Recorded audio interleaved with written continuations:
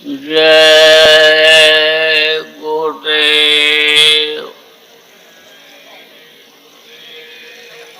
जय गुरुदेव। जय गुरुदेव। जय गुरुदेव नाम किसका। जय गुरुदेव नाम किसका। प्रभु का पावन नाम। प्रभु का पावन नाम।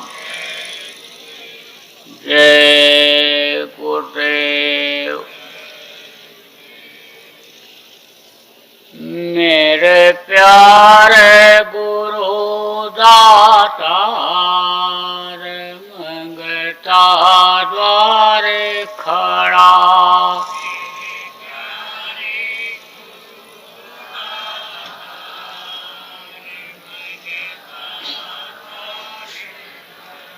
मेरा पुकार पुकार मेहर कर देखो जरा।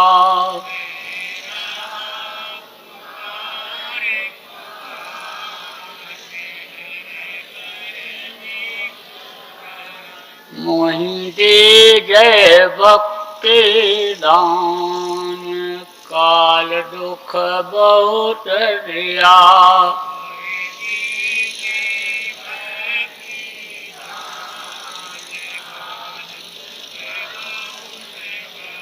मेरी तड़प उठी अमान दरस को तरस रहा।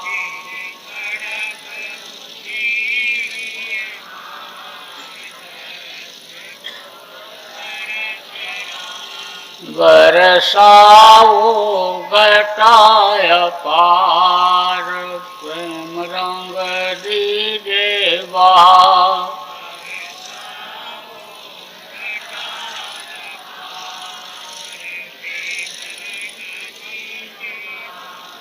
सुरती भी गए रस धार तन मन होए हरा।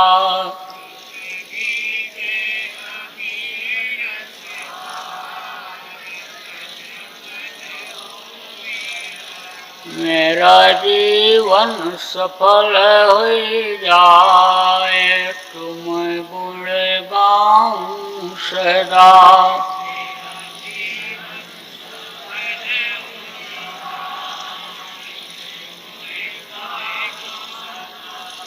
मैं नीचय धमनाकार तुम्हारे द्वारे पड़ा।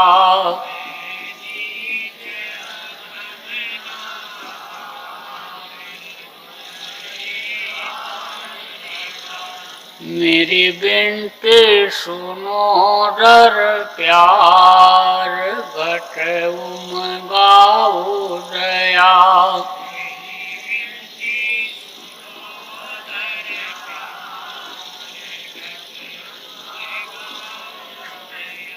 स्वामी जी पिता हमार जल्दी पार किया।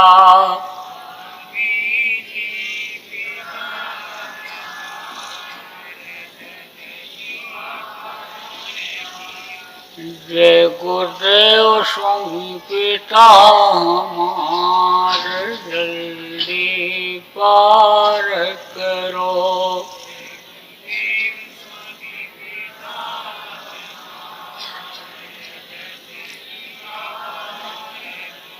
मेरे प्यारे गुरु दातार मंगता द्वारे खड़ा।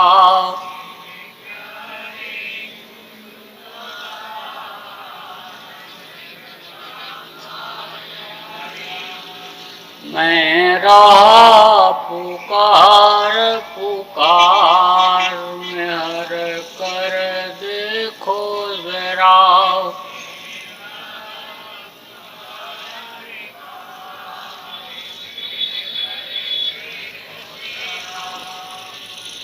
जय गुरुदेव।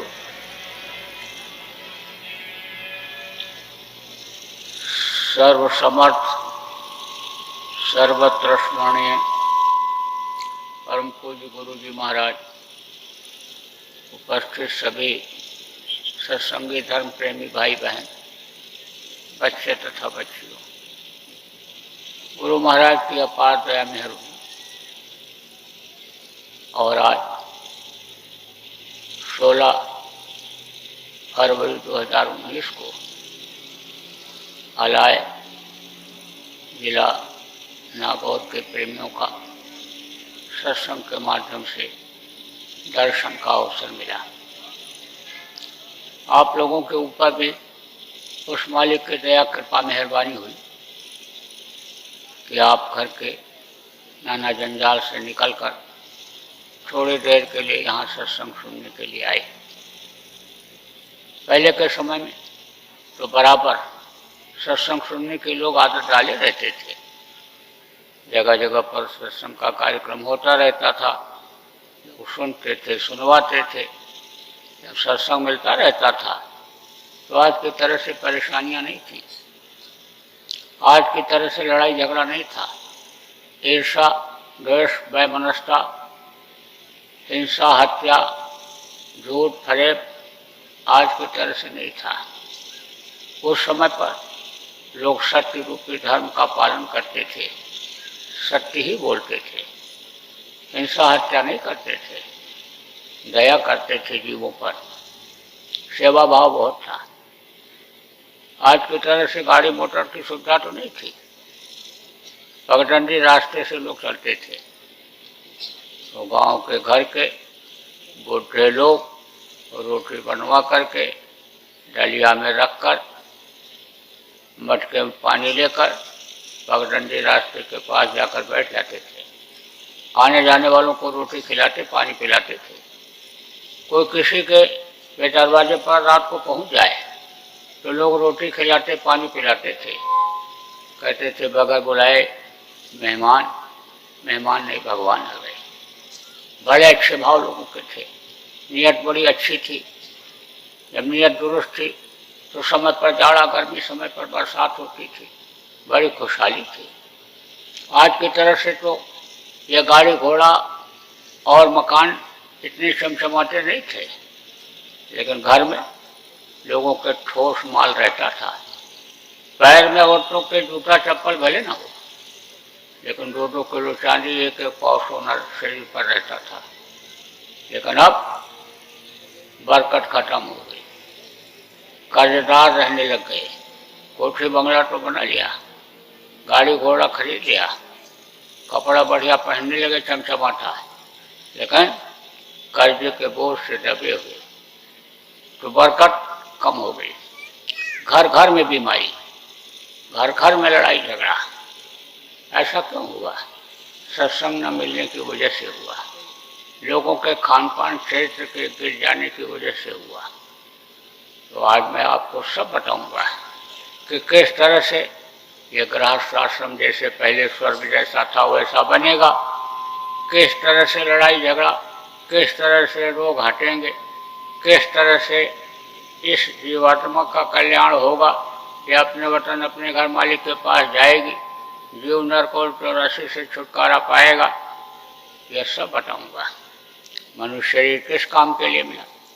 अब आज देखो, खाने पीने और मौज मस्ती में ही इसके समय को लोग निकाल दे रहे हैं। दिन और रात जो आते हैं चूहे हैं, जैसे चूहे कुटुर करके काट करके निकाल देते हैं, अंदर का माल खत्म कर देते हैं सब। ऐसे ही सांसों की पूंजी गिन करके जो खर्च करने के लिए मिली है, उसको ये दिन रात रूपी चूहे काट करके खत्म कर दे रहे हैं।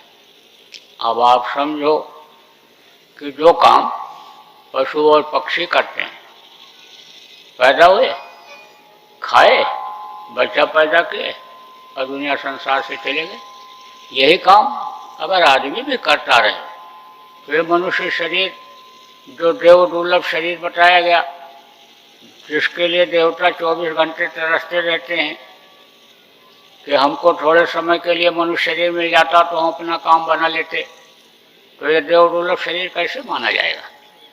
देखो, ये देव दुर्लभ शरीर, देवता इसके लिए तरसते हैं कि थोड़े समय के लिए हमको मनुष्य शरीर मिल जाए तो हम अपना काम बना लें। तो अपना काम क्या है और पराया काम क्या है?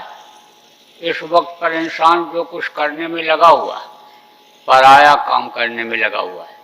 कहता तो है मेरा मकान बन रहा है, मेरी जमीन है, मेरी जायदाद है, मेरा खेत है, मेरी फसल लगी है, मेरी दुकान है, लेकिन आंख बंद होने के बाद उसकी रह जाती है। उसमें कोई मकान में दूसरा रहता है, खेती का अन्न कोई और खाता है, दुकान की आमदनी कोई और खाता है, तो दूसरों के लिए करने में लगा हुआ है। तो अपना काम क्या है कि अपने शरीर के रहते रहते इस जीवात्मा को उस मालिक तक पहुंचा दिया जाए जिसकी यह बूंद है, जिसकी यह अंश है। अंश किसको कहते हैं? सबसे छोटे टुकड़े को अंश कहते हैं। परमात्मा का ये इतना छोटा टुकड़ा है कि इसको आप देख नहीं सकते हो। अब आप जो पहली बार आए हो, आपको जीवात्मा के बारे में भी नहीं मालूम होगा, तो मैं आपको बतलाता हूँ। यहाँ पर बैठे हो, चाकू मार दिया जाए, चिल्ला उठोगे, रो पड़ोगे, लेकिन जीवात्मा निकल गई तो शरीर के टुकड़े टुकड़े काट दो, पता नहीं चलेगा। तो यह है परमात्मा के अंश जीवात्मा, ईश्वर अंश जीव अविनाशी, बहुत छोटी है।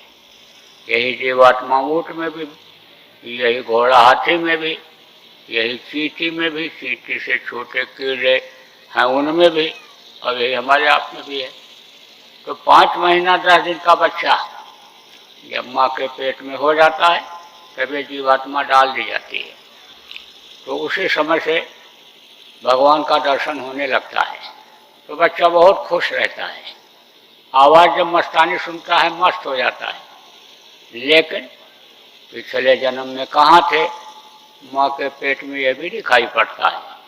आपको नहीं पता है कि आप पहले कहाँ थे, स्वर्ग में थे, वैकुंठ में थे, नर्क में थे, कीड़ा मकोड़ा में थे, कहाँ थे, लेकिन माँ के पेट में मालूम पड़ता है, दिखाई पड़ता है कि देखो हम चूहा बन गए और बिल्ली ने पकड़ लिया और नोच नोच के खा रही है। देखो हम मुर्गा बन गए, बकरा हो गए और काट दिए गए, और देखो छटपटा रहे हैं। एक नुकीले मुँह की चूहिया होती है, जिसको छछूंदर कहते हैं। सांप जब पकड़ लेता है तो न तो निगलता है न छोड़ता है। अगर निगल जाए तो मर जाए उसके जहर से, और छोड़ दे तो वही छछूंदर आँख फोड़ देती है। तब जब पकड़ लेता है तब क्या करता है, ऐसे ढीला करता है, और जब आगे भागने लगती है तब फिर दबाता है, फिर ढीला करता है, फिर भागने लगती है, फिर दबाता है। जब तक मर नहीं जाती है तब तक ऐसे ही करता है। देखता है कि मरी कि नहीं मरी। जब मर जाती है तब बोलना बंद कर देती है, आगे बढ़ना बंद कर देती है, तब छोड़ता है। शायद 3 घंटा लग जाए छछूंदर के मरने में, सांप छोड़ता नहीं है। अब छछूंदर छटपटा छटपटा करके मरती है। तो जब देखा छछूंदर बन गए और पकड़ लिया सांप ने, तब चिल्लाता है, रोता है। देखा नरकों में मार पड़ रही है, काटे जा रहे, सड़ाए गलाए तपाए जा रहे हैं, तब चिल्लाता है बच्चा, प्रार्थना करता है मालिक से, प्रभु दया करो, जल्दी से तैयार करो, बाहर निकालो। बाहर निकल करके हम समर्थ गुरु की तलाश करेंगे, रास्ता ले करके दिन रात भजन करेंगे। माँ के पेट में ये भी जानकारी रहती है कि मनुष्य शरीर के अंदर ही ऐसा रास्ता है कि जिससे हम मालिक तक पहुँच सकते हैं, जिससे देवी देवताओं का दर्शन कर सकते हैं, स्वर्ग वैकुंठ में जा सकते हैं, अनाद वेद वाणी की आवाज़ जो 24 घंटे हो रही उसको सुन सकते हैं। माँ के पेट में ये भी जानकारी रहती है कि जब कोई जानकार मिलेंगे, संत सदगुरु मिलेंगे, वो रास्ता बताएंगे, तब हमारा ये काम बन पाएगा। तो बराबर प्रार्थना करता है बच्चा। गोस्वामी जी ने लिखा ना कि अब प्रभु कृपा करो यही भांति, और सब तज भजन करो दिन रात। सब कुछ तज करके दिन रात भजन करूँगा, जल्दी करो, हमको माँ के पेट रूपी नरक से बाहर निकालो। तो 9 महीना लगता है बनने में। 9 महीना से कम समय में बच्चा ठीक से बन के माँ के पेट से नहीं निकल पाता है। जब 9 महीने के बाद जब निकलता है तो रोता है, जोर से चिल्लाता, औकात से तेज रोता है, कहाँ कहाँ कहाँ कहाँ कहाँ कहाँ पहुँच गए। अब रोता क्यों? दर्शन होना उस समय हो जाता है बंद। ये काल और माया का देश है, तो माया का पर्दा पड़ जाता है। तो अंदर वाली आंख से दर्शन जिससे होता था उससे दिखाई नहीं पड़ता, दर्शन होना हो जाता है बंद, तब रोता है। दूसरा कारण क्या है? माँ के पेट का जो स्थान होता है बहुत मुलायम कोमल होता है, उसमें बच्चा रहता है, और बाहर जब निकलता है तो नंगे शरीर में ये गरम और ठंड हवा इस कदर लगती है कि मालूम पड़ता है कि जैसे कोई सुई चुभ हो रहा हो, सैकड़ों सुई एक साथ चुभ हो रहा हो। तब रोता है, कहाँ कहाँ कहाँ कहाँ पहुँच गए। तो अब आप ये समझो, कहते हैं ना कि नंगे पैदा हुए हो और नंगे करके भेज दिए जाओगे, तो बात तो सही है। आखिरी वक्त पर शमशान घाट भेजते समय कुछ पहना करके भेजते हैं, सब उतार लेते हैं, तागा तक नहीं रखते शरीर पे, जो पहले से पहने हुए रहता है सब उतार लेते हैं। अब आप समझो कि कहा नंगे पैदा हुए हो, नंगे करके भेज दिए जाओगे, न कुछ लेकर आए हो और न कुछ लेकर जाओगे। तो लेकर तो कुछ जा ही नहीं सकते हो, क्योंकि इतने पतले रास्ते से उतारे गए हो नीचे कि उस रास्ते से कोई चीज़ जा ही नहीं सकती। यहाँ की जो इन बाहरी आंखों से देखते हो, ये कोई चीज़ जा ही नहीं सकती उस रास्ते से, और जिस रास्ते से उतारे गए हो उसी रास्ते से निकलना होता है, जाना होता है। तो कहा कि न कुछ लेकर आए हो न कुछ लेकर जाओगे। तो लेकर तो नहीं जा सकते हो, लेकिन लेकर आए हो तो कहाँ रख कर लाए? अरे भाई, कोई अटैची बैग लेकर तो बच्चा पैदा होता नहीं, लाता नहीं, और न कोई सूट बूट पहनकर पैदा होता है कि जिसके जेब में रख कर लावे। तो कहा 4 पदार्थ का तल ताके, कर माने होता है हाथ और तल माने होता है तलुआ, ऐसे मुट्ठी में, ऐसे बच्चा मुट्ठी में ऐसे लेकर के आता है। क्या लेकर आता है? अर्थ, धर्म, काम और मोक्ष। अर्थ का मतलब क्या होता है? कि इस मनुष्य शरीर के पाने का अर्थ समझो कि यह किस लिए दिया, खाने पीने मौज मस्ती के लिए दिया या विशेष काम के लिए दिया? विशेष काम के लिए दिया। इस जीवात्मा को जो शरीर को चलाती है, इसको अपने मालिक के पास पहुंचाने के लिए दिया। और इस पर अगर ध्यान नहीं दिया, खाने पीने में ही समय को निकाल दिया, ऐसा आराम में ही समय को अगर बिता दिया, तो कहा कि यह तन कर फल विषय न भाई, और स्वर्ग और स्वल्प अंत दुखदाई। आखिर में बड़ी तकलीफ होती है। देखो, मरते समय बहुत से लोगों को बहुत तकलीफ, छटपट छटपट करते हैं, टट्टी पेशाब तक हो जाता है आखिरी वक्त पर। तो जीवात्मा को ये निकालते हैं यमराज के दूत, हथौड़ी मुकदर मसाल लेकर आते हैं, झुलसा झुलसा करके निकालते हैं, तो बड़ी तकलीफ होती है। ये शरीर यहीं गिर जाता है। तब इसको लोग क्या कहने लगते हैं? मिट्टी। इतने आदमी आप बैठे हो, अभी किसी के शरीर के ऊपर हाथ रख करके कहो कि यह तुम्हारा मिट्टी है, तो कहेगा नालायक कहीं कि मिट्टी बता रहा है, दिन में नहीं दिखाई पड़ता है, मोतियाबिंद हो गया लगता है, हीरा जैसी काया को, देव दुर्लभ शरीर को मिट्टी बता रहा है। लेकिन मरने के बाद चाहे राजा का शरीर हो, चाहे महाराजा का शरीर हो, चाहे सेठ साहूकार का शरीर हो, चाहे पंडित मुल्ला पुजारी का शरीर हो, चाहे पीएम सीएम डीएम का शरीर हो, सबके शरीर को लोग मिट्टी ही कहते हैं, और कहते ले जाओ जल्दी जलाओ, नहीं मिट्टी खराब हो जाएगी। तो इसको तो मिट्टी कह करके इसी मिट्टी में मिला देते हैं। जीवात्मा का क्या हाल होता है?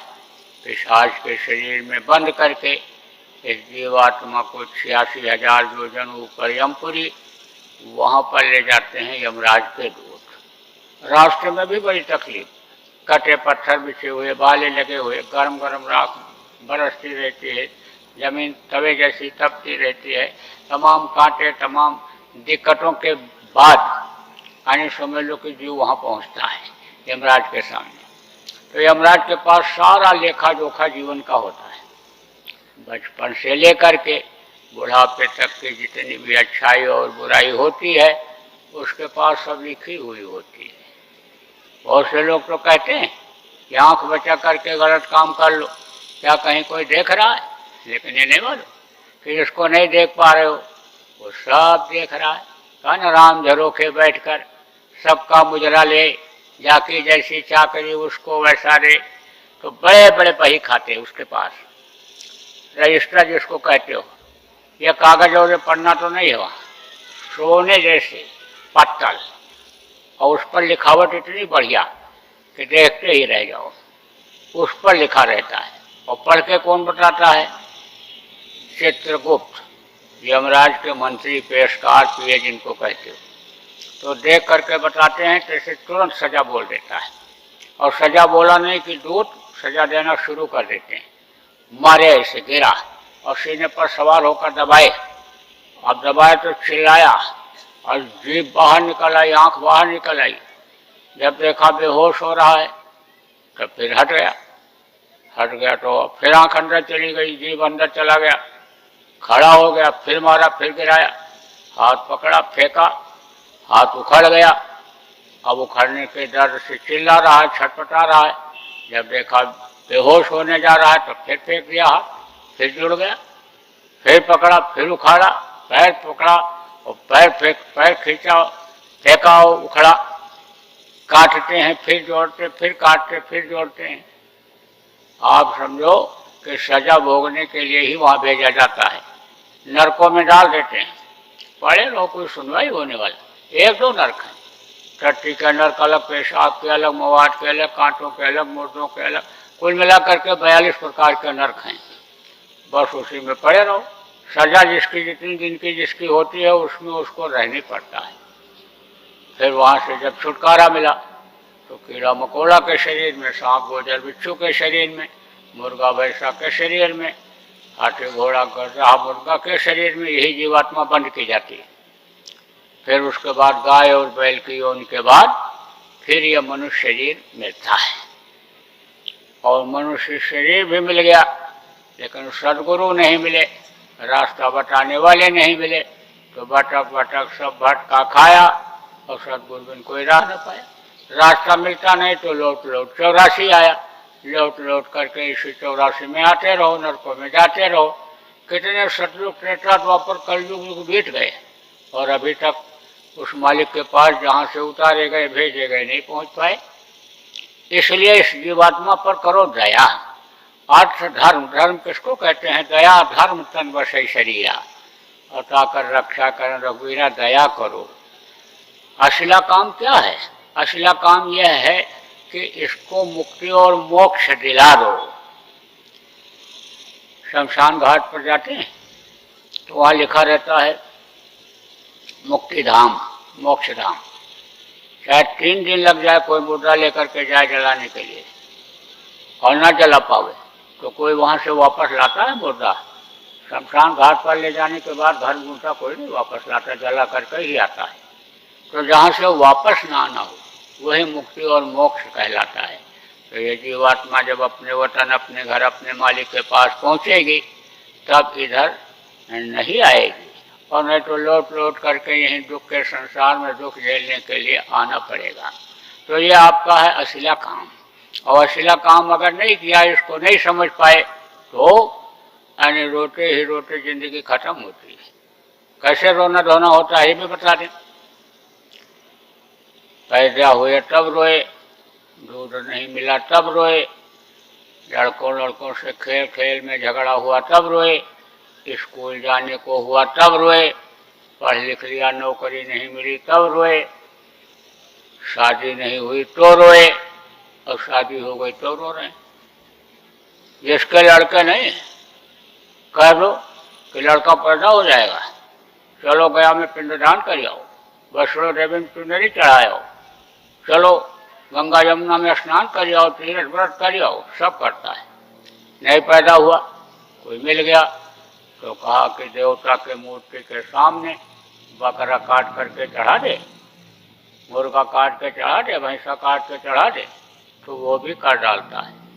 देवता लेवता कहाँ से हो गए? वो तो दया करते देते हैं, उनके सामने हिंसा हत्या करोगे माफ करेंगे? अगर वही जिंदा देवता होते अपने सामने काटने देते? तो जिन्होंने देखा भी नहीं देवता को, वही लोग मूर्ति बना देते हैं और मान्यता दे देते हैं। चलो ठीक है, मानो तो देव नहीं तो पत्थर, मूर्ति को ही, पत्थर को ही आपने देवता मान लिया, लेकिन हिंसा हत्या तो न करो उनके सामने। बहुत बड़ा पाप लगता है जीव हत्या करना।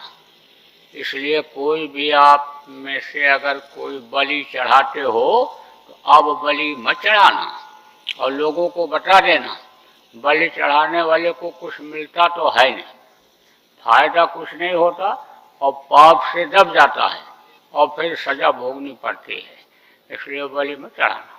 तो देखो, लड़के के लिए लोग बलि भी चढ़ा देते हैं, और जिनके 4 लड़के, कहो दादाजी आप बड़े भाग्यशाली, बहुत खुशहाल हो गए आप।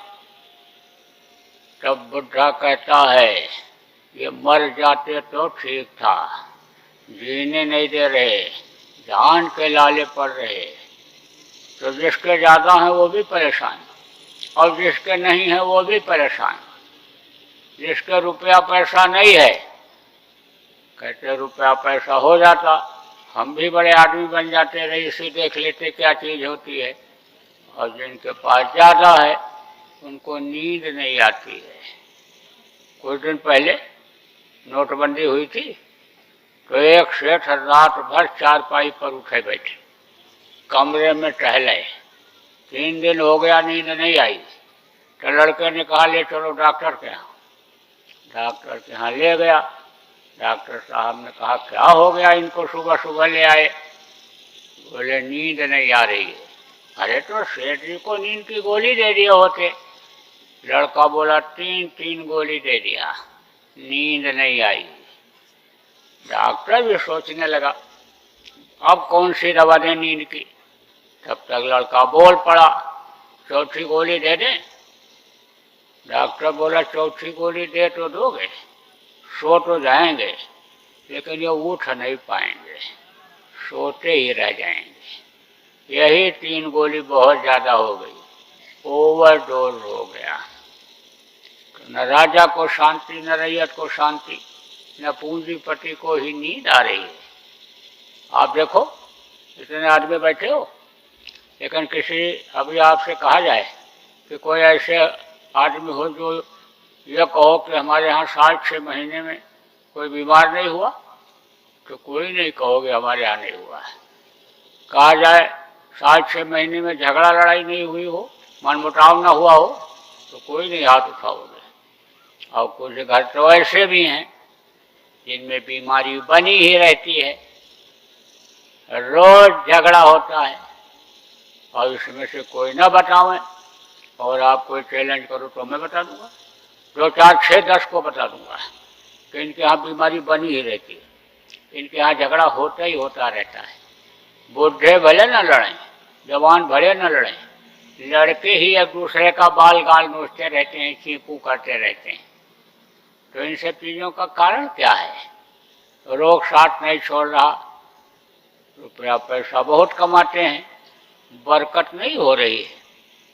मैं तो उधर हांगकांग में गया तो उन्होंने कहा कि ये 200 करोड़ रुपए का फ्लैट है घर जिसमें हम गए थे। कहा ये 200 करोड़ रुपए का है, लेकिन वो भी चिल्ला रहे हैं करोड़ों करोड़ आता है, कमाई होती है, लेकिन कहाँ चला जाता है पता नहीं चलता है। तो इन सब चीज़ों का कारण क्या है? देखो मैं आपको सब बतलाऊंगा आज। यह मनुष्य शरीर जो आपको मिला है, यह शाकाहारी भोजन खाने के लिए मिला है। माँ के पेट में जो खून बना वो खून है शाकाहारी।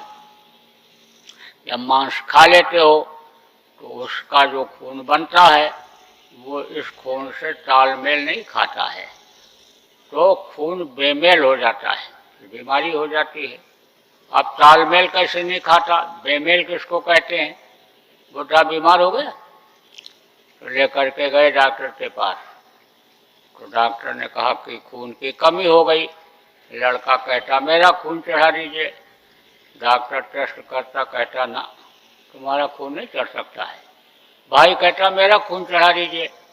डॉक्टर टेस्ट करता, कहता तुम्हारा भी ग्रुप नहीं मिल रहा है, तुम्हारा भी खून नहीं चढ़ सकता है।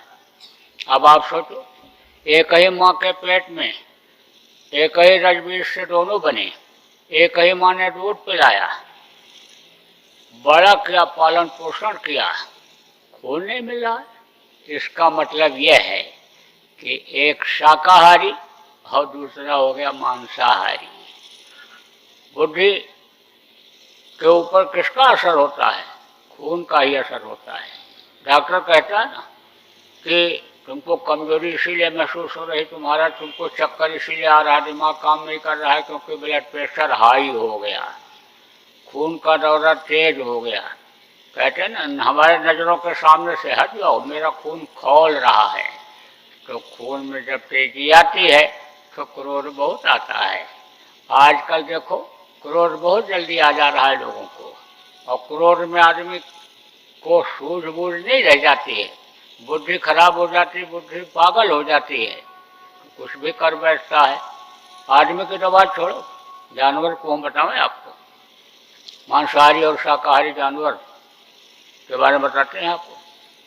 एक कमरे में 4 गाय बंद कर दो, रात को चारा डाल दो, आराम से खाएंगी, और सुबह दरवाजा खोलोगे तो निकल जाएंगी। और एक कमरे में 4 कुत्ता बंद कर दो, रोटी डाल दो, रोटी भी खाएंगे और रात भर नोचेंगे एक दूसरे को, भों भों भों भों भों आवाज आती रहेगी। और सुबह जब दरवाजा खोलोगे तो किसी पूंछ कटा हुआ, किसी पैर कटा हुआ, किसी कान कटा हुआ दिखाई पड़ेगा, खून बहता हुआ है। मांसाहारी होते हैं इसलिए खून गर्म होता है, क्रोध जल्दी आता है। रावण का सर्वनाश क्यों हुआ? 4 वेद 4 शास्त्र 18 पुराण का जानकार था, सोने की लंका थी, 1 लाख लड़के 1.25 लाख नाती थे, बहुत बलवान ताकतवर इतना था कि बड़े बड़े देवता उसके सामने लड़ाई में आने से घबराते थे। लेकिन सर्वनाश उसका क्यों हुआ? मांस खाया, शराब पिया, बुद्धि खराब हुई, दूसरे की औरत को गलत नजर देखा तो उसी को राक्षस कहा गया, सर्वनाश हो गया। इसलिए शाकाहारी रहो, किसी भी पशु पक्षी का मांस मत खाओ, और सुखी रहने के लिए, बीमारी से बचने के लिए कम खाओ। ज़्यादा खा लेते हो, पेट में दर्द होता है तो डॉक्टर के पास जाते हो, तो डॉक्टर पैसा जमा कराता है और फौरन ऑपरेशन कर देता है। और पैसा भी दिया, पेट भी फड़वाया, और एक बार पेट फड़वा लिया, ऑपरेशन करा लिया, तो कोई गारंटी है तो दोबारा फिर नहीं कराना पड़ेगा। दोबारा जाओगे तब फिर ऑपरेशन, दोबारा जाओगे तब फिर ऑपरेशन। एक आदमी तो ऊब गया ऑपरेशन कराते कराते, और डॉक्टर ने कहा फिर ऑपरेशन होगा। तब बोला डॉक्टर साहब, आपकी बार ऑपरेशन करने के बाद टाँका मत लगाना, सिलाई मत करना, चैन लगा देना, चैन आया तो बटन लगा देना, जब दोबारा आऊँ तो बटन खोल के ऑपरेशन कर देना। जब बार बार ऑपरेशन ही करते हो तो अब बार बार ऑपरेशन का कारण क्या है ये भी बता रहे हैं आपको। 10-10, 20-20 करोड़ रुपया कर्जा लेकर के अस्पताल बनवाते हैं डॉक्टर लोग, और पढ़ाई में खर्चा करते हैं, तो 500 रुपये के फीस से उसका खर्चा उनका नहीं निकलता है, ऑपरेशन में ही पैसा मिलता है। तो बार बार ऑपरेशन करते हैं कि 1 लाख 2 लाख 4 लाख ले लें, आया है तो निकाल लें, बार बार ऑपरेशन में खर्च करो जाओ। दूसरा कारण क्या है ऑपरेशन का? ये जो शरीर को चलाती है जीवात्मा, परमात्मा के अंश, जो आपको शुरू में बताया, वो यहाँ पर बैठी हुई है और चक्रों के द्वारा इसको चलाती है। यहाँ पर है कंठ चक्र, यहाँ हृदय चक्र, यहाँ नाभि चक्र, इंद्रिय चक्र, गुदा चक्र, चक्र चलाते हैं। और इंगला पिंगला सुषमना, ये 3 नाड़ियाँ चलाती हैं।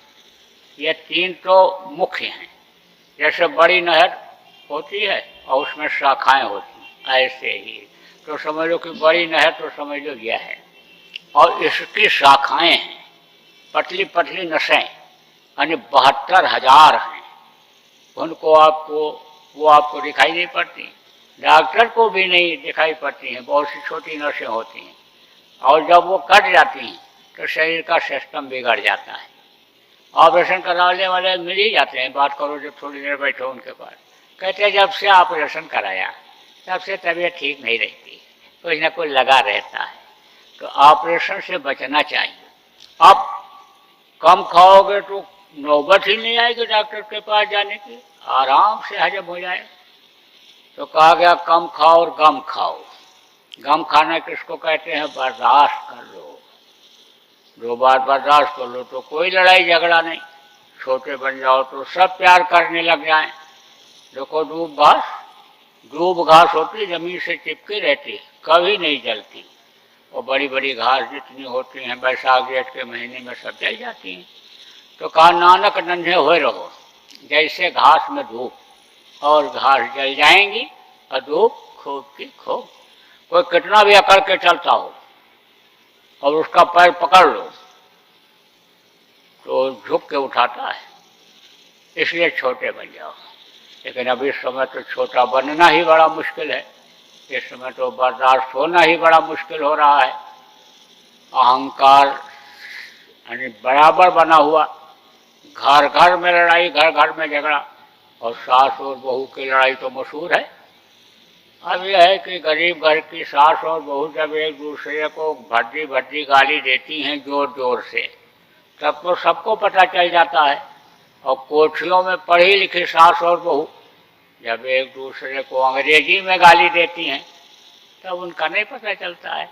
लेकिन होता सब क्या है, झगड़ा सब क्या हो रहा है। छोटी छोटी बातें रहती हैं, बड़ी बात कुछ नहीं रहती है, बस अहंकार रहता है। किसी को पढ़ाई लिखाई का, किसी को दान दहेज का, और किसी को अपनी मेहनत का। सास को अहंकार किस बात का कि हमने हाथ से चक्की चलाया और आटा पीस करके मिट्टी के चूल्हे पर रोटी बना करके खिलाया, और मेहनत किया दिन रात, तब ये घर बना, लड़का पढ़ा लिखा, अच्छी बहू आई। और बहू को अपने ऊपर अहंकार, मैंने तो मेहनत करके पढ़ाई किया और मैं तो चूल्हा चक्की सब अपने मायके से सामान ले करके आई। बस अहंकार ही टकरा जाता है। अगर छोटे बन जाएं तो समझ लो कि सब बात बन जाए। अब आप ये समझो कि जो समझदार बहुएं होती हैं वो सेट कर लेती हैं, देख लेती हैं दांत नहीं है तो मुलायम रोटी ही बना दे, मुलायम ही चावल पका दे। किसको क्या पसंद है वही बना के खिला दें, दूसरे तीसरे दिन बनाते रहें, सब खुश रहते हैं। अपने लिए भी अगर वो कुछ बना ले तो समझ लो कि अने कोई कुछ नहीं कहने वाला। और जब अपने मन का ही बनाती खाती है तो चल न पावे सास, लेकिन छड़ी लेकर रसोई घर की तरफ 4 चक्कर लगाती है, क्या बना रही क्या खा रही है, उसी में मनमुटाव पैदा हो जाता है। अब आप ये समझो कि स्वभाव नहीं छूटता है, ऐसा भी होता है। तो सब कुछ सही है लेकिन स्वभाव चाहे सास का हो चाहे बहू का हो, स्वभाव नहीं छूटता। अब ये भी बता दें, देखो ये देश है संतों का, संतों का प्रादुर्भाव हमेशा इस धरती पर हुआ। संत हमेशा रहे, कहा गिरी बदरिया पाप की, गिरी बदरिया पाप की बरस गई अंगार, और संत न होते जगत में जल मरता संसार। हमेशा रहते हैं, कभी गुप्त रूप में रहते हैं, कभी प्रकट रूप में रहते हैं। जब अत्याचार पापाचार दुराचार कम रहता है तो एक जगह बैठकर संभाल करते रहते हैं, जब ज़्यादा बढ़ जाता है तो घूम घूम करके जाते हैं, जीवों का भलाई करते हैं। तो संत जो होते हैं अन्य समझ लो वो भी माँ के पेट से ही पैदा होते हैं, उसी में पल करके बन करके, कोई जमीन फाड़ कर या आसमान तोड़ करके नहीं आते हैं।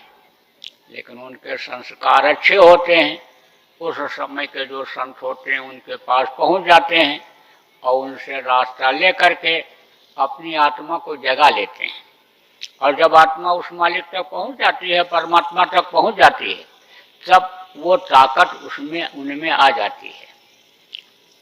अब आपको ये भी बताऊं कि जैसे आपका हाथ बर्फ के ऊपर रख दिया जाए तो एकदम से ठंडा हो जाएगा, और कपड़ा ऊपर से लगा करके हाथ रखा जाए तो भी ठंडा लगेगा, तो भी ठंडा लगेगा। क्यों? क्योंकि हाथ बिल्कुल ठंडा हो गया। ऐसे ही जीवात्मा जब इस शरीर के अंदर रहती है इस खोल में, तो शरीर में भी ताकत आ जाती है, उसमें भी शक्ति आ जाती है। तो कहा गया है ना कि संत के शरीर से जो जीव छू जाते हैं उनको भी मनुष्य शरीर मिल जाता है जब दया हो जाती है। जिस गाय का बकरी का दूध पी लेते हैं और दया हो जाती है तो उनको भी मनुष्य शरीर मिल जाता है, लेकिन स्वभाव नहीं छूटता है। मान लो किसी भैंसा के ऊपर दया हो गई और मनुष्य शरीर मिल गया, तो जैसे भैंसा गुर्राता रगड़ता सिंह मारता चलता है, ऐसे आदमी भी आहिस्ता हुआ चलता है। मान लो कोई बकरी उनकी जीवात्मा औरत बन गई, तो जैसे बकरी दिन भर चिल्लाती रहती है, ऐसे औरत भी दिन भर बोलती रहती है। तो ऐसी हालत में क्या करना चाहिए? हमारे पास एक औरत अपनी लड़की को लेकर के आई और बोली, महाराज जी इसको समझाओ, ये लड़की कह रही अब हम ससुराल जाएंगे ही नहीं। तो हमने कहा क्या बात हो गई बच्ची? बोले, महाराज जी आप ही कहते हो कि किसी को लठ मार दो और घाव बन जाए तो घाव कुछ दिन के बाद भर जाता है, लेकिन बातों का घाव नहीं भरता है। तो हमारी सासू माँ बहुत कड़क बोलती हैं और बोलती ही रहती हैं, घाव बन जाता है अंदर। खाते पीते पूजा पाठ करते समय वही बातें याद आती रहती हैं। तो मैं तो कुछ नहीं बोलती हूँ, मर्यादा में रहती हूँ, लेकिन मैं तो सुनते सुनते अब गई हूँ। अब उस घर में मेरी जाने की बिल्कुल इच्छा नहीं, मैं तो पैर नहीं रखना चाहती हूँ। महाराज जी आप भी मत कहना आप जाने के लिए। तो हमने कहा तो तू सुनती क्यों है? आप और नाराज होकर के बोली, कहाँ घर छोड़ के चली जाऊं? तो हमने कहा तो इसको तो बताया गया भजन करने के लिए, जब उनको गुस्सा आवे तो तू आंख बंद कर ले, कान में उंगली लगा करके बैठ जाया कर। क्या कहती हैं तू सुन ही नहीं, और आंख से हाथ से क्या इशारा करती हैं तू देख ही नहीं। तो थोड़ी देर के बाद वो अपने आप क्रोध की अग्नि में जल जाएंगी, बुझ जाएंगी, शांत हो जाएगा उनका गुस्सा। तो लड़की बोली तो नहीं, लेकिन उसने अमल किया। देखो सत्संग तो सुनते हैं, लेकिन सत्संग सुन करके लोग चले जाते हैं यहीं छोड़कर पलड़ झाड़ करके। अरे जो बातें पकड़ने लायक हों पकड़ना चाहिए। आजमाइश करने वाली बात हो तो आजमाइश भी करना चाहिए, परीक्षा वाली बात हो परीक्षा भी ले लेना चाहिए, तब तो फायदा होगा। तो उस लड़के ने बात को पकड़ा और ऐसा ही किया। अब जब वैसा किया तो सब सेट हो गया। अरे भाई कोई भी यानी सास हो तो वो अपनी लड़की को देती है किसी न किसी को, तो दूसरे की लड़की को जब लावे बहू बना के तो उसको तो यही सोचना चाहिए मैंने एक लड़की को दिया, दूसरी लड़की मुझको ये मिल गई। और बहू को भी ये सोचना चाहिए कि एक माँ को मैं छोड़ करके आई तो हमको ये दूसरी माँ मिल गई, तो हमेशा प्रेम बना रहेगा। अब आप समझो छोटे बन जाओ तो समझ लो सब प्यार करने लग जाए। एक को गुस्सा आवे दूसरा चुप हो जाए, पति को गुस्सा आवे पत्नी चुप हो जाए, और पत्नी को गुस्सा आवे पति चुप हो जाए, बाप को गुस्सा आवे बेटा चुप हो जाए, बेटा गुस्सा आवे बाप चुप हो जाए, तो झगड़ा झंझट टल जाएगा। और देखो नियम संयम का पालन करना चाहिए। अब आपको मैं बताऊं कि आदमी 84 लाख योनियों में सबसे श्रेष्ठ योनि का माना गया, लेकिन आदमी से ज्यादा नियम संयम का पालन जानवर करते हैं। कैसे ये भी बता दें। कोई खा पी करके आया और उसके सामने प्लेट में रसगुल्ला ला के रख दो और कहो खा लीजिए, कहता नहीं नहीं भूख नहीं है अभी खाना खा के आए पेट भरा हुआ है। अरे ले लीजिए एक आध। थोड़ी देर तक ऐसे देखता रहेगा और उसके बाद उठा लेगा और उठा करके धीरे धीरे खाएगा। जब खा लेगा तब फिर देखेगा इसे और दूसरा उठा लेगा, उसको भी खा जाएगा। अब उसकी तरफ देखो ना, देखोगे तो शर्मा जाएगा, देखो ना तो तीसरा चौथा पांचवा छठवां सब खा जाएगा, पूरी प्लेट साफ कर जाएगा।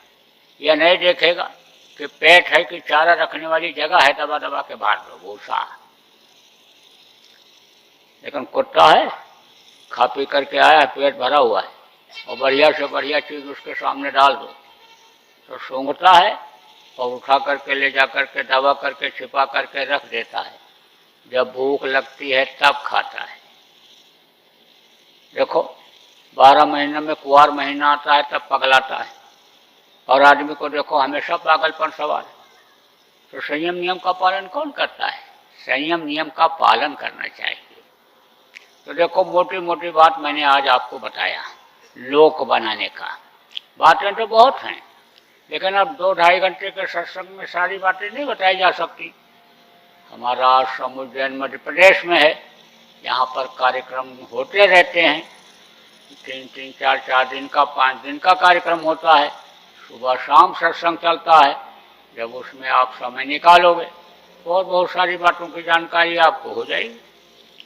तो यह बताया आपको लोक बनाने का तरीका। अब बताऊंगा परलोक बनाने का तरीका। अब लोक किसको कहते हैं, परलोक किसको कहते हैं? जहाँ पर आप रहते हो यह है मृत्यु लोक। मृत्यु माने होता है बाहर। इस लोक से एक दिन सबको बाहर कर दिया जाना होता है। यही कारण है कि एक से एक राजा महाराजा हुए, शेठ साहूकार हुए, पंडित मुल्ला पुजारी हुए, जोशी विद्वान हुए, राम जैसे भगवान हुए, कृष्ण जैसे भगवान हुए, सबको बाहर जाना ही पड़ा, दुनिया छोड़ करके, मृत्यु लोक छोड़ करके। तो यह है मृत्यु लोक। इसके ऊपर लोक हैं सूर्य लोक, चंद्र लोक, स्वर्ग लोक, वैकुंठ लोक, ब्रह्म लोक, पार ब्रह्म लोक, काल महाकाल लोक, सतलोक, अलख लोक, अगम लोक, अनामी लोक, बहुत से लोक हैं। तो घर में ही रह करके आप उन लोकों में भी आने जाने लग जाओ, वो भी रास्ता आपको बताऊंगा। हमारे गुरु महाराज बताते थे, बहुत लोगों को बताए। कौन गुरु महाराज? ये है। अरे ये नहीं, जिनकी तस्वीर है वो। देखो समय पर जल्दी महापुरुषों को लोग पहचान नहीं पाते हैं। जब वो चले जाते हैं तो जो काम करके वो जाते हैं, उस काम से जब लोगों को लाभ मिलता है तब उनको याद करते हैं। तब कहते हैं अब जगह जगह इनकी मूर्तियां बनाओ कि जिससे इनकी याद न खत्म हो जाए, इनका कोई नाम लेवा न रह जाए, इसलिए मूर्ति बनाओ। जब कैमरा चला तो फोटो खींच कर घरों में लगाने लग गए। अब कुछ लोगों की सोच ये बन गई कि मूर्ति के सामने फूल पत्ती प्रसाद चढ़ा देंगे, फोटो के सामने फूल पत्ती प्रसाद चढ़ा देंगे, अगरबत्ती जला देंगे और हमको मुक्ति मोक्ष मिल जाएगा। ऐसे मुक्ति मोक्ष आसान नहीं है कि चीनी पानी में घोलो और शरबत बना के पी जाओ, मुक्ति मोक्ष ऐसे नहीं मिलती है। देखो आपको मैं बताऊं, कृष्ण की पूजा जगह जगह हो रही। कृष्ण को जिसने देखा भी नहीं, पत्थर काट के मूर्ति बना दिया। कृष्ण बन करके कोई बैठ गया, उसका फोटो खींच गया, कैलेंडर बन गया। अब उसको लोगों ने लगा लिया, उन्हीं का पैर छू रहे, उन्हीं का पूजा कर रहे। लेकिन कृष्ण भगवान जब यानी द्वापर का विधान खत्म करके जाने लगे थे तब बोले थे कि अब हमारा काम खत्म हो गया।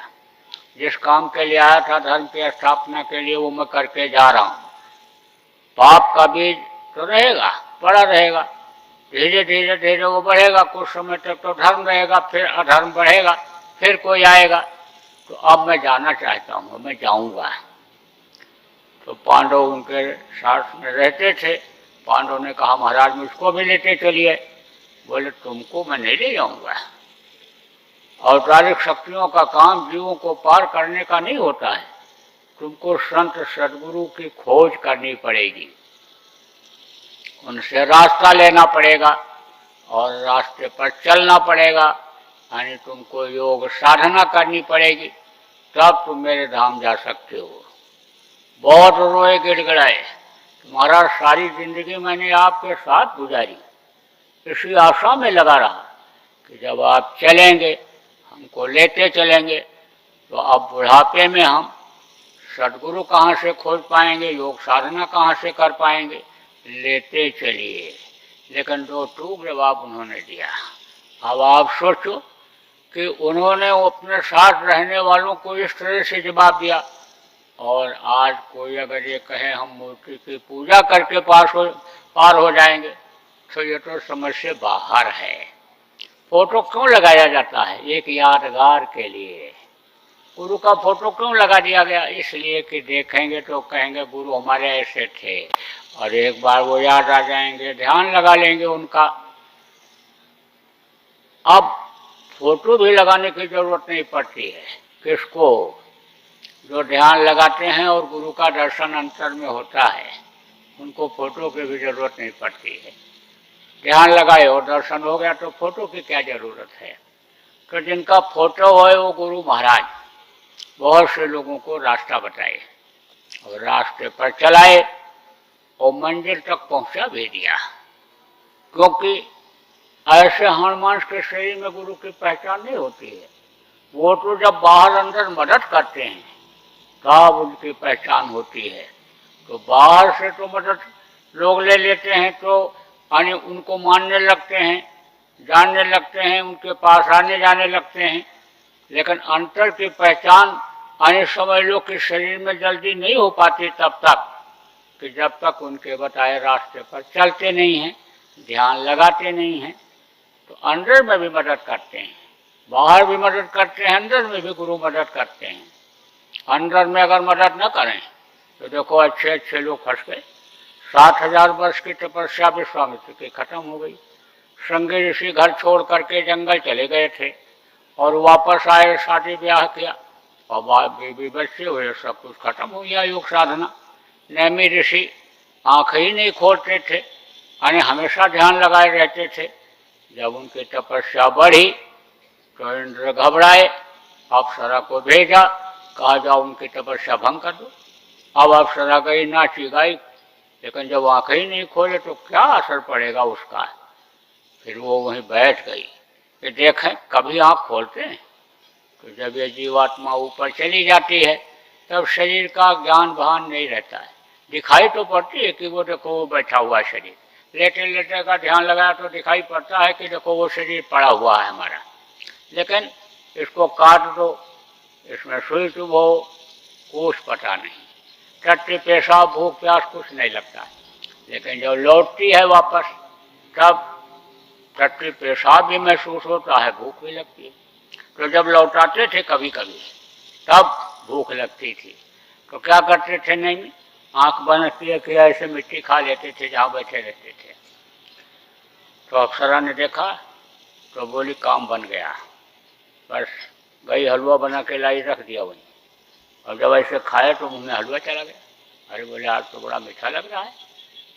फिर दूसरे दिन फिर हलवा रख दिया। जब खाए बोले भाई कौन लाता है ये, देखना तो चाहिए एक बार कौन लाता है ये। और देखा तो अप्सरा खड़ी मुस्करा रही।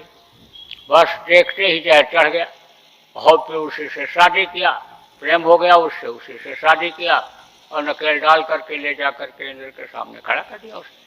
तो कहा ना संगी को भंगे का डाला। नारद के पीछे पड़ गए पछाड़, योग करत गोरख जी को लूटा, नैमी को लूटा, हलवा खिलाए, अच्छे अच्छे लोग फंस गए। अब आप ये भी कहोगे कि भाई माया के लोक में अंतर में आदमी तो फंस जाएगा, लेकिन औरत औरत के रूप को देखकर मोहित नहीं होती है, तो औरतों के ऊपर तो उनका कोई असर नहीं होगा। तो ये कहाँ फंसती हैं? ये छोटे छोटे बच्चे बढ़िया कपड़ा पहने हुए, ताज लगाए हुए, पैंजनी पहने हुए और ठुमकते मुस्कराते जब दिखाई पड़ते हैं इनको, तो बस ये उन्हीं पर मोहित हो जाती हैं, बच्चों पर, उन्हीं को उठा लेती हैं, उन्हीं से प्यार करने लगती हैं। अब जब आँख खोलती हैं तो वही बच्चे दिखाई पड़ते हैं, तो वो तो बच्चे यहाँ मिलते नहीं हैं। अपने ही बच्चों से इतना प्रेम हो जाता है, दूसरों के पड़ोसियों के बच्चों से इतना प्रेम हो जाता है कि भजन पूजन सब खत्म, उन्हीं की सेवा शुश्रूषा में लग जाते हैं। तो कहा अच्छे अच्छे फंसते हैं, लेकिन गुरु की जब दया होती है तो कहीं नहीं फंसता है। साधना करते समय ही कुछ लोगों के ऐसे रुकावट डालने वाले आ जाते हैं, ऐसे काला कलोटे, मोटा शरीर, दांत लगाए कहाँ जा रहे हो, हिम्मत कैसे हुई आने की। अब गुरु को अगर याद कर लो तो हट जाते हैं, और ना याद करोगे तो रोक देंगे, रास्ता वापस कर देंगे। इसीलिए कहा जाता है गुरु को मस्तक पर हमेशा सवार रखकर चलना चाहिए। कबीर साहब ने कहा ना, गुरु माथे पर राखिए चलिए आज्ञा माए, कहा कबीर तादास का 3 लोग बहना। फिर आगे बढ़ो, फिर आगे बढ़े तो हीरा ले लो, मोती ले लो, जवाहरात ले लो, लौट जाओ। सत्संग इसीलिए सुनाया जाता है कि छोटी चीज़ों में मत फंसना, दुनिया की एक एक चीज़ को मत मांगो, दुनिया बनाने वाले को मांग लो, दुनिया बनाने वाले को पालो, वो मिल जाएगा तो दुनिया की सारी चीज़ें तुम्हारी होंगी। वो था ना राजा, बाजार लगवाया तो बाजार में दुकानों पर बहुत अच्छी अच्छी चीज़ रखवा दिया और ये कहलवा दिया कि कोई भी दुकान से कोई एक सामान मुफ्त भी ले सकता है। राजा लोग प्रजा के बड़े पालक होते थे, पैसे की कमी रहती थी, तो जिसके पास ईमानदारी बहुत थी उसमें, जिसके पास पैसा रहता था वो तो दे कर ले आता था, और गरीब आदमी जाए कोई ज़रूरत का सामान ऐसे एक सामान ले आओ। तो एक गई बुढ़िया, पूरा बाजार देखती चली गई, कोई सामान लिया नहीं। जब निकलने लगे तो सिपाही ने कहा, तू खाली हाथ क्यों जा रही, तू भी कुछ लेती जा। बोली मिल जाएगा, हाँ मिल जाएगा। तब बुढ़िया ने कहा, अच्छा ये बताओ बाजार बनाया किसने, ये लगवाया किसने। कहा राजा साहब। कहाँ पर हैं। पर्दा कहा वो पर्दे के अंदर है, चलो दिखाओ। पर्दा हटाया तो राजा साहब बैठे थे। तो बुढ़िया ने कहा, इन्हीं को हमको दे दो, इनको राजा साहब को, ये हमको मिल जाएंगे। तो इसी तरह बाजार हम जहाँ चाहेंगे वहाँ लगवा देंगे, हम एक चीज़ क्यों ले जाएं। ऐसे जब दुनिया बनाने वाले का लक्ष्य बना लेते हैं तो ये कुछ नहीं, रिद्धि सिद्धि अड़मा गड़मा महिमा ये सब क्या हैं, ये सिद्धियाँ हैं। तो मुर्दा को भी छुओगे तो जिंदा हो जाए, लेकिन हमको कुछ नहीं, हमको तो आगे बढ़ना है। तब साधक निकल जाता है, और साधक जब पहुंच जाता है वहाँ सतलोक पहुंचता है, तब पता चलता है कि गुरु कौन है, सच्चे गुरु समर्थ गुरु कैसे होते हैं। कबीर साहब की शिष्या थी इंदुमती। जब कबीर साहब को सचखंड में बैठे हुए देखा संभालते हुए, तब बोली कि आप हमको अगर मृत्युलोक में बता दिए होते कि मैं ही सब कुछ हूँ तो हमको इतनी मेहनत क्यों करनी पड़ती। तब उन्होंने कहा कि तुझको विश्वास न होता है कि मनुष्य शरीर में भी इतनी ताकत हो सकती है, इसलिए तुझको मैंने रास्ता बताया, रास्ते पर चलाया और मिला करके यहाँ का जलवा दिखाया, तब तुझको विश्वास हुआ। तो गुरु महाराज ने बहुत से लोगों को पार कर दिया, रास्ता भी बताया, रास्ते पर चलाया और मंजिल तक पहुँचा भी दिया। आप लोगों में कुछ लोग ऐसे भी बैठे हो जो गुरु महाराज के शिष्य हो, इसलिए आप गुरु भक्ति करो। गुरु भक्ति कहते किसको हैं, गुरु के आदेश के पालन को गुरु भक्ति कहते हैं। गुरु भक्ति यानी जो कुछ भी वो कहें उनके अनुसार ही चलो करो, तो आने समझो गुरु भक्ति में पास हो जाओ। तो गुरु महाराज बराबर कहते रहे कि भजन ध्यान 1 घंटा सुबह शाम बच्चा जरूर करो। तो भजन ध्यान आप सब लोग करो। भजन ध्यान में मन न लगे तो मन किधर जा रहा है देखो, टटोलो इसको। तो ये खाने पीने की तरफ जा रहा है, किधर लोभ लालच की तरफ जा रहा है, तो समझ लो कि शरीर से कर्म बन गए, शरीर से इस तरह का कोई पाप बन गया कि उधर ही ले जा रहा है। तो सेवा करके इस शरीर से कर्मों को काटो। देखो शरीर से जो कर्म बन जाते हैं शरीर की सेवा से करते हैं, मन से जो मन सा पाप हो जाता है वो मन की सेवा से करते हैं, और धन से जो पाप हो जाता है धन की सेवा से करते हैं। तो तन मन धन की सेवा करके और कर्मों को अपने काट लो, मन निर्मल साफ हो जाएगा जब, तो मन लगने लगेगा और आपका काम बन जाएगा, सीधा काम जो बनना चाहिए। तो देखो ज़्यादा समय आपका नहीं लूँगा, आप जो लोग नामदान लेने के लिए आए हो आपको नामदान दूंगा। नामदान देना ये कोई मामूली बात नहीं, बड़ा कठिन काम है, लेकिन गुरु महाराज ने कहा था कि ये नए लोगों को नामदान देंगे और पुरानों की संभाल करेंगे। अपने इस दुनिया संसार से जाने से बहुत पहले ही बोल करके मंच से गए थे मेरे लिए कि नए लोगों को नामदान देंगे और पुरानों की संभाल करेंगे। तो गुरु महाराज जब इस दुनिया संसार से चले गए तो ऐसी परिस्थिति बनी कि गुरु का नाम बचाने के लिए जगह छोड़ना पड़ा। तो मैं सोचा कि अब कहाँ जाऊँ, क्या करूँ। मैंने सोचा कि बस अब एक जगह बैठ करके भजन करेंगे। तो लोगों ने कहा कि गुरु महाराज ने तुम्हारे लिए कहा है पुराणों की संभाल करेंगे और नए को नामदान देंगे, ये काम कौन करेगा? कैसे गुरुभक्त माने जाओगे जब उनके आदेश का पालन नहीं करोगे? इसलिए जरूरत है आपको अब आगे बढ़ने की, लोगों को संभालने की। तो मैं दौरा किया, जगह जगह गया और लोगों को समझाया, बताया, ध्यान भजन भी कराया लोगों को फायदा भी हुआ। कुछ समय तक तो ऐसा ही चला। फिर गुरु महाराज ने कहा अब नामदान देना शुरू कर दो। अगर इनको नामदान दे दोगे ये भजन करने लगेंगे, इनका शरीर भी छूट गया तो मनुष्य शरीर मिल जाएगा। गुरु महाराज ने एक बार पूरे हिंदुस्तान में 1 करोड़ लोगों को बोरा टाट पहना दिया था। एक ही हुकुम पर 1 करोड़ लोगों ने पहन लिया था, उसमें मैं भी था। लेकिन नामदान देने को जब हुआ तो बोले इसको उतार दो, जैसा बताया ये पहन लिया और फिर नामदान देना शुरू कर दिया। जहाँ जाता हूँ सब जगह नामदान देता हूँ। देश के कोने कोने में जाता हूँ तो नामदान तो देता ही देता हूँ। विदेशों में भी गया, कई देशों में, किसी देश में तो कई बार गया और कई जगह पर सत्संग किया, नामदान दिया। सब जगह देता हूँ। आपके नेपाल में दिया, आपके हांगकांग में दिया, मलेशिया में दिया, सिंगापुर में दिया, आपके दुबई में दिया, कतर में दिया, ओमान में दिया, आपके श्रीलंका में नामदान दिया, इंग्लैंड में दिया, अमेरिका में दिया। जहाँ जाता हूँ सब जगह नामदान देता हूँ। कोठरी में भी बैठे लोगों को दे दिया नामदान। क्यों देता हूँ? एक तो गुरु के आदेश का पालन करता हूँ और दूसरे दया आ जाती है। किस पर? जीवों पर। इस समय किसी के जिंदगी का कोई ठिकाना नहीं। सुबह आदमी घर से निकले, कोई गारंटी नहीं है कि 2 घंटे के बाद ठीक ठाक वापस आ जाएगा। इसलिए सोचता हूँ कि अगर इनके प्राण निकल गए तो शरीर बेकार चला जाएगा।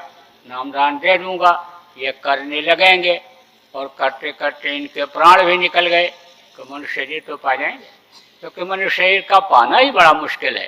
कोट जन्म जब भटका खाया तभी अंदर तंदुरुस्त पाया। तो आपको भी नामदान दूंगा। देखो, न घर छोड़ना रहेगा आपको, न जमीन जायदाद छोड़नी रहेगी, न बाल बच्चों को छोड़ना रहेगा। गृहस्थाश्रम में ही रहना है आपको, गृहस्थाश्रम में ही आपको करना रहेगा। नाम आपको बताऊंगा। कौन सा नाम बताऊंगा? ध्वन्यात्मक और वर्णात्मक दोनों नाम बताऊंगा। देखो, ध्वन्यात्मक नाम किसको कहते हैं? जो ध्वनियों के मुंह से निकलता है। वो नाम कभी भी मिटता नहीं है, यानी समझ लो हमेशा वो नाम होते रहता है, बंद नहीं होता है। वो है ध्वन्यात्मक नाम। वो निर्मायक नाम है। निर्मायक किसको कहते हैं? जो माया के लोक में जन्म नहीं लेता है, माया के लोक में नहीं आता है, वो नाम। और जो माँ के पेट में पलता है और माँ के पेट से पल करके बन करके बाहर निकलता है और माया के लोक में रहने वाले लोग उसका नाम रखते हैं और उस नाम को वो जगाते हैं, तो वो मायक नाम होता है। जैसे समय समय पर महापुरुषों ने जगाया, जैसे त्रेता में राम नाम को राम ने जगाया। आपको याद होगा, लंका पर विजय प्राप्त करने के लिए जब जा रहे थे, समुद्र में पुल बनाने की जरूरत पड़ी थी, तो पत्थर पर राम राम लिख करके समुद्र में डाला गया था। सारे पत्थर तैरने लगे थे। आप देखो, लंका जब दहन हुआ तो विभीषण के घर पर राम राम लिखा हुआ था, उनका घर बच गया था। राम नाम में शक्ति थी त्रेता में। द्वापर आया, कृष्ण नाम को कृष्ण ने जगाया। कृष्ण कृष्ण जिसने जहाँ पर पुकारा, कृष्ण वहाँ पर खड़े हुए मिले। द्रौपदी को, बाराग्रह को, तमाम ऐसे उदाहरण मिले हैं। त्रेता और द्वापर के पहले गुरु नाम में शक्ति थी, गुरु नाम से उद्धार होता था। उसी गुरु नाम को हमारे गुरु महाराज ने जगाया। देखो, गुरु कोई हनुमांस के शरीर का नाम नहीं होता है। गुरु एक पावर होती है, गुरु एक शक्ति होती है। और वो शक्ति जिसके अंदर आ जाती है वही गुरु का काम करता है। तो गुरु यानी नाम को जगाया गुरु महाराज ने और आगे लगाया जय। या माने जयमान, या माने जो। जयमान माने जो हमेशा रहे। तो हमेशा कौन रहता है? गुरु रहते हैं। गुरु बिन भव निस्तर न कोई, जो बिरन शंकर सम हुई। और देव माने देने वाला। जो सच्चे गुरु समर्थ गुरु होते हैं वो देते ही हैं। तो जय गुरुदेव नाम ये हमारे गुरु महाराज ने जगाया और जगा करके लोगों को बताना शुरू किया। तो जल्दी लोगों को विश्वास न हो। देखो आप इतने लोग बैठे हो, सब धार्मिक हो और सब भगवान को मानते हो, लेकिन एक नाम से सब लोग नहीं, अलग अलग नाम से अलग अलग तरीके से उनको मानते सब हो भगवान को, लेकिन अलग अलग तरीके से। तो जब जिस पर किसी का विश्वास हो जाता है दूसरा बताओ तो जल्दी विश्वास नहीं होता। तो गुरु महाराज ने कहा भाई जीते जागते नाम का प्रयोग लोग नहीं करेंगे, फायदा नहीं हासिल कर पाएंगे, इसलिए ऐलान कर दिया कि ना विश्वास हो तो परीक्षा लेकर देख लो। परीक्षा लेकर देखा लोगों ने, जा रहे हैं, मधुमक्खियाँ छेदने लगीं। तो मधुमक्खियाँ जब छेदने लगती हैं तो बगल का ये आदमी छोड़ करके भाग जाता है, क्योंकि छुड़ाने वाले को ही लग जाती हैं। जब कोई सहारा नहीं, कोई विकल्प नहीं, तब जय गुरुदेव जय गुरुदेव जय गुरुदेव बोला, बस तेज हवा चली और समझ लो कि मधुमक्खियाँ उसी में उड़ गईं। धूल उड़ी, आंखों में पड़ी, मधुमक्खियाँ चली गई, उड़ गई, हट गई, जान बच गई। पानी में नहाने के लिए गया, डूबने लग गया, तिनके का भी सहारा नहीं है। जय गुरुदेव जय गुरुदेव जय गुरुदेव बोला, बस पानी की तेज हिलोर आई और ले जा करके किनारे लगा दिया, जान बच गई। मरते समय बड़ी पीड़ा, बड़ा दर्द। साजोबाई ने कहा, साजो मौत के समय पीड़ा उठे अपार, बिच्छू 60,000 जो डंक मारे एक साथ। जैसे 60,000 बिच्छू एक साथ डंक मारे बदन में दर्द हो, ऐसा दर्द मरते समय होता है। हड्डी हड्डी चटकती है, आँख की रोशनी खत्म, कान से सुनाई नहीं पड़ता उस समय पर, बहुत तकलीफ। देखो डॉक्टर लोग 2-2 3-3 इंजेक्शन लगा देते हैं दर्द का, नींद का, लेकिन कुछ नहीं। मरने वाला देखो चिल्लाते रहता है, बड़ी तकलीफ। तो प्रेमी ने कान में बोल दिया मरने वाले के, यानी 10 बार जय गुरुदेव। तो उसका रोना चिल्लाना बंद और आँख खोल करके बताया कि वह जल्लाद सब हट गए, जो मार रहे थे, कूट रहे थे, झुलसा रहे थे, सब हट गए, आराम से जा रहा हूँ। खूब परीक्षा लिया लोगों ने। आपके मन में किसी की शंका हो जाए तो एक बार आप भी परीक्षा ले लेना। अरे आप ही नहीं, प्रेमियों प्रचार कर दो। कोई भी शाकाहारी, सदाचारी, नशामुक्त व्यक्ति मुसीबत के समय जय गुरुदेव नाम बोलकर फायदा उठा सकता है। तो यह तो है वर्णात्मक नाम।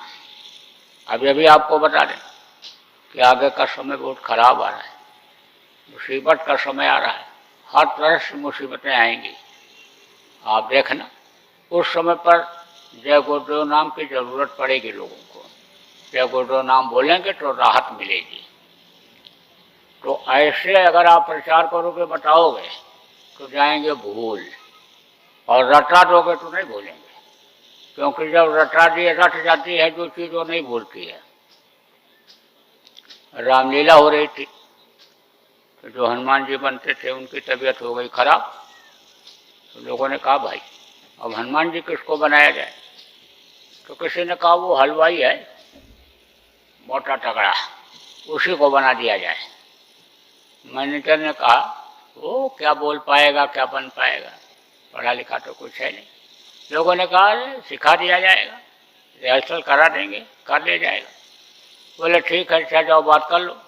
गए उसके पास, बोले तुमको हनुमान जी बनाना चाहते हैं रामलीला में।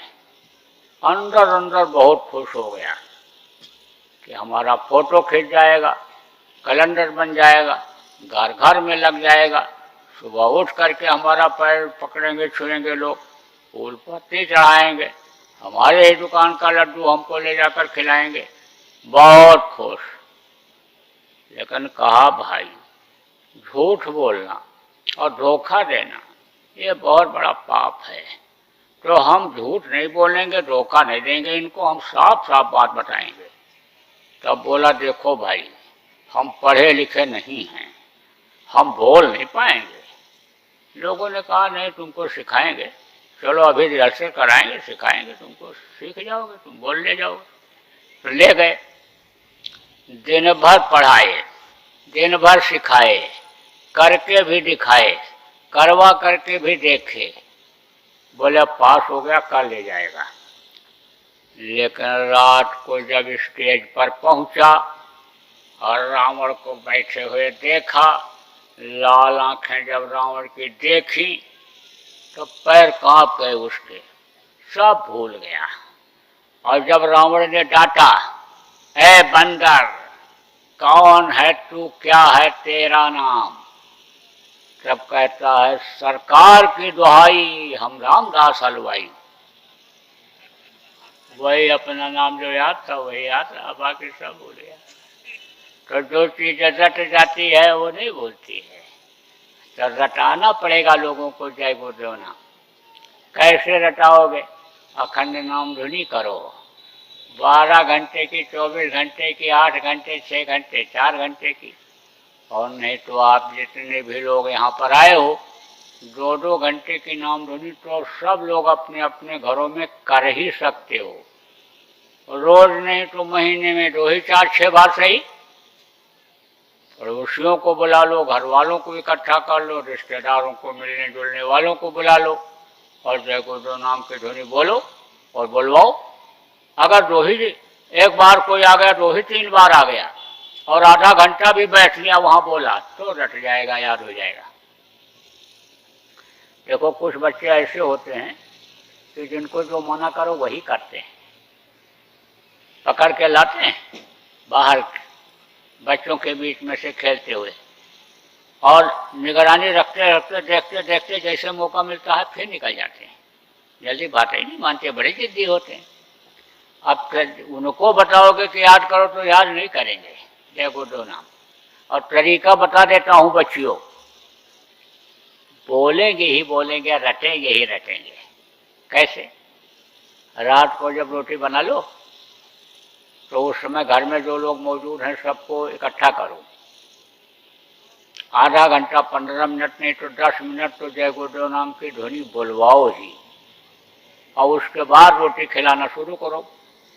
4-6 दिन 10 दिन अगर किया इस तरह से तो लड़कों को पता चल जाएगा कि बगैर जय गुरुदेव नाम ध्वनि बोले खाने को मिलेगा नहीं।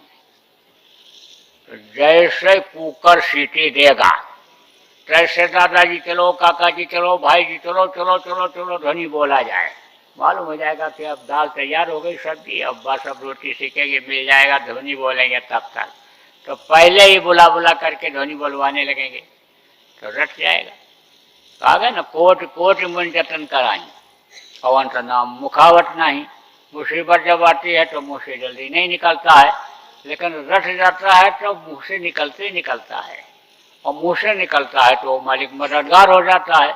तो यह जय गुरुदेव नाम है, जगाया हुआ नाम। तो नाम को जगाते कैसे हैं ये भी बता दें आपको। आप इतने आदमी बैठे हो, आप कहाँ से जुड़े हुए हो आपको कुछ नहीं पता है। आप उस परमात्मा से, भगवान से सब जुड़े हुए हो पतले तार के द्वारा। तो नाम को जब जगाया जाता है तो उसी नाम, उससे, उसी मालिक से जोड़ दिया जाता है तार के द्वारा। तो जब मुंह से निकलता है तैसे वो मददगार हो जाता है। आपको बता दें, आप अपने बच्चों को लेकर कहीं जा रहे हो और छोटे बच्चे को ठोकर लग गई और बोला पापा, तो तुरंत देखोगे, मम्मी तो मम्मी देखेगी, दीदी तो बहन देखेगी, भाई तो भाई देखेगा, जिसको बुलाएगा वो पहले देखेगा। सब साथ रहेंगे लेकिन जिसको बुलाएगा वो पहले देखेगा। ऐसे ही जब मुंह से नाम निकलता है तो मददगार हो जाता है मालिक। तो जय गुरुदेव नाम लोगों को बताओ, आपके कैसे भी हों, ये न देखो अच्छे हैं कि बुरे हैं, कैसे भी हों, आपके परिचित हों, रिश्तेदार हों, मिलने जुलने वाले हों, सबको बताओ कि रात को सोने के लिए जब जाओ तो सोने से पहले जय गुरुदेव नाम की ध्वनि बोलो। जोर से बोलो, मन में बोलो, कैसे भी बोलो, और जब तक नींद ना आ जाए तब तक बोलते रहो। अब अगर उनके भाव अच्छे हैं तो उनको तो फायदा होना तुरंत शुरू हो जाएगा, और नहीं कर्म उनके कट जाएंगे बोलते बोलते, और कर्म कट जाएंगे तो उनके अंदर जाना जाएगा, सद्भाव जग जाएगा। फिर उनको समझा देना कि मनुष्य शरीर किराए के मकान की तरह से है, ये मंदिर कहा गया, इसको गंदा मत करो, खुद इसको साफ सुथरा रखो, और जिस काम के लिए आत्मा को जगाने के लिए दिया गया नामदान लेकर के अपनी आत्मा को जगा लो, और नहीं तो ये मंदिर घर जाएगा, गिर जाएगा, जैसे किराए का मकान छोड़ना पड़ता है ऐसे भी छूट जाएगा। बाद में समझा देना, और नामदान दिला करके सुमिरन ध्यान भजन करा करके और उनके आत्मा का भी कल्याण करवाना। लेकिन शुरू में तो यही बताओ कि सबसे पहला पाठ यही है, इसी को पढ़ो, ये वर्णात्मक नाम को जपो, और ध्वन्यात्मक नाम को बाद में ले लेना। तो देखो, यह है वर्णात्मक नाम जय गुरुदेव नाम, और दूसरा है ध्वन्यात्मक नाम। ये वो नाम है जिसके लिए गोस्वामी जी ने कहा, कलयुग केवल नाम अधारा, और सुमे सुमे नर उठ नहीं पा रहा। मीरा ने कहा ना, पायो रे मैंने नाम रतन धन पायो, वस्तु अमोलक दी मेरे सदगुर, कृपा करे अपनायो, पायो रे मैंने नाम रतन धन पायो। तो नाम रूपी रत्न आपको मिलेगा, नाम रूपी रत्न मिलेगा तो दक्षिणा, अरे दक्षिणा तो को देना चाहिए। बहुत से लोग तो पहले ही रखवा लेते हैं, लोटा धोती लंगोटी अनाज बिस्तर सब रखवा लेते हैं, और तब कान फूकते हैं, कंठी बांधते हैं, छाप लगा देते हैं। तो यहाँ तो ये सब कुछ नहीं है, न कंठी बांधना न छाप लगाना है, और न घर छोड़ना, न बाल बच्चों को छोड़ना, गृहस्थाश्रम में ही रहो। और है आपके पास तो अच्छा शाकाहारी खाना खाओ, है तो अच्छा कपड़ा पहनो, है तो अच्छे मकान में रहो, पूरी आपको छूट है। देखो हमारे यहाँ तो देखो कोई भेदभाव नहीं, सब एक साथ बैठे हुए, यहाँ छोटे बड़े ऊंच नीच कुछ नहीं, यहाँ तो समभाव है। चाहे कोई पढ़ा लिखा हो, चाहे अनपढ़ हो, चाहे गरीब हो, चाहे जिस जात मजहब का मानने वाला हो, और ऐसे भोजन करते हैं तो सब बैठ करके भोजन प्रसाद एक साथ ले लेते हैं। भगवान ने तो कोई जात पात बनाया नहीं, भगवान ने तो कोई हिंदू मुसलमान सिख ईसाई ब्राह्मण क्षत्रिय वैश्य बनाया नहीं, उसने तो इंसान बनाया। सबकी हड्डी एक जैसी, सबका खून एक जैसा, सबका मांस एक जैसा, टट्टी पेशाब का रास्ता सबके, आँख कान मुँह सबके, और जितनी चीज़ें उसने बनाई, हवा पानी आसमान आग, जितनी चीज़ें बनाई इंसान के लिए बनाई, उसने तो कोई बनाया नहीं। तो हमारे यहाँ तो कुछ नहीं है, लेकिन आप जहाँ रहते हो, आपकी जो समाज की व्यवस्था है, हम उसको भी नहीं खत्म करना चाहते हैं। आप जहाँ पर रोटी पानी खाते हो वही रोटी पानी खाना, और जहाँ अपने लड़का लड़की का शादी ब्याह करते हो वहीं पर करना। हमारे तरफ से पूरी छूट है। एक बात जरूर मैं कहता हूँ कि लड़के लड़कियाँ जब बड़े हो जाएं, पढ़ लिख लें, शादी ब्याह के लायक हो जाएं, तो समय पर उनका कर दो, उनको न खोजना पड़े अपने लिए, क्योंकि उनको जीवन का अनुभव होता नहीं है। तो रूप रंग में, पढ़ाई लिखाई में, धन दौलत में फंस जाते, और 2 महीना भी शादी को नहीं होता है, तलाक का मुकदमा चालू हो जाता है, दहेज का मुकदमा चालू हो जाता है, घर भर को जेल जाना पड़ जाता है। तो ऐसी नौबत क्यों आवे? इसलिए समय से अपने दायित्व को आप निभा लो, ये जरूर कहता हूँ। तो आपको न घर छोड़ना न कुछ नहीं, आप जहाँ जैसे रहते हो वैसे रहना। 22 घंटा अपने शरीर के लिए काम करना, लेकिन 2 घंटा सुबह और शाम मिला के अपनी आत्मा को खुराक दे देना। मैं आपको नामदान देता हूँ। अब ये बात जरूर है कि दक्षिणा की मर्यादा ये बहुत दिनों से बनी हुई है। हर दक्षिणा की परिपाटी को भी हम खत्म नहीं करना चाहते हैं। तो दक्षिणा आप दे दो, तो देना क्या है? यहाँ दक्षिणा में क्या देना है आपको? आप अपनी बुराइयों को यहीं छोड़ जाओ, बुरे कर्म मत करना। अभी तक जो आपने मांस खाया, मछली खाया, अंडा खाया, शराब पिया, ताड़ी अफीम का सेवन किया, दूसरी औरत के साथ बुरा कर्म किया, अब मत करना। तौबा कर लो, कान पकड़ लो, अब मत करना। देखो मांस मनुष्य का भोजन नहीं है, जैसा कि मैंने शुरू में बताया। खून बेमेल हो जाता है, तरह तरह की बीमारियां हो जाती हैं, डॉक्टर दवा खिलाता जाता है, तकलीफ नहीं जाती है, बुद्धि खराब हो जाती है, अपराध शरीर से बन जाता है, कर्मों की सजा भोगनी पड़ जाती है। इसलिए यानी मछली मांस मत खाना, मांस मत खाना। देखो बच्चों समझ लो, जो जानवरों को मारता है, काट करके मांस निकालता है, लाता है, पकाता है, खाता खिलाता है, सबको बराबर पाप लगता है। इसलिए अब घर में नहीं आना चाहिए मांस मछली, अंडा पकाना नहीं चाहिए। मछली क्या है, तालाब की सफाई के लिए बनाई गई। कोई भी गंदी चीज आप तालाब में डाल दो, मछली खा जाती है। ककार के ठोक दो, टट्टी करके धोने के लिए जाओ, टुकड़े गिरेंगे, मछली खाएगा। कोई गाय बैल भैंस सुअर बहकर नदी तालाब में आ जाए तो मछली खाती है। जब मछली मर जाती है, पानी के ऊपर तैरती है, तो गिद्ध और कौवा खाते हैं। गिद्ध और कौवा का खाना है मछली, आदमी का नहीं, मत खाना। अंडा क्या है, ये माताएं मासिक धर्म होती हैं, खराब खून इकट्ठा हो जाता है तो बच्चा बन जाता है। मुर्गियों का खराब खून, इनके टट्टी पेशाब का खराब हिस्सा जब इकट्ठा हो जाता है तो वही अंडा बन जाता है। बहुत से डॉक्टर साहब लोग तो कहते हैं अंडा खाओ ताकत आ जाएगी, लेकिन इनको कुछ नहीं पता, डॉक्टरों को वैज्ञानिकों को जो अंडा खाते खिलाते हैं। कहते तो हैं हवाई जहाज बना लिया, हेलीकॉप्टर बना लिया, लेकिन बगैर पेट्रोल के कोई उड़ता है? अरे वो भी तो कोई विज्ञान था कि हनुमान जी जब संजीवनी बूटी लेने के लिए गए थे तो कोई हेलीकॉप्टर हवाई जहाज पर बैठ कर गए थे? उड़ करके गए थे, पूरा पहाड़ उठा करके ले आए थे।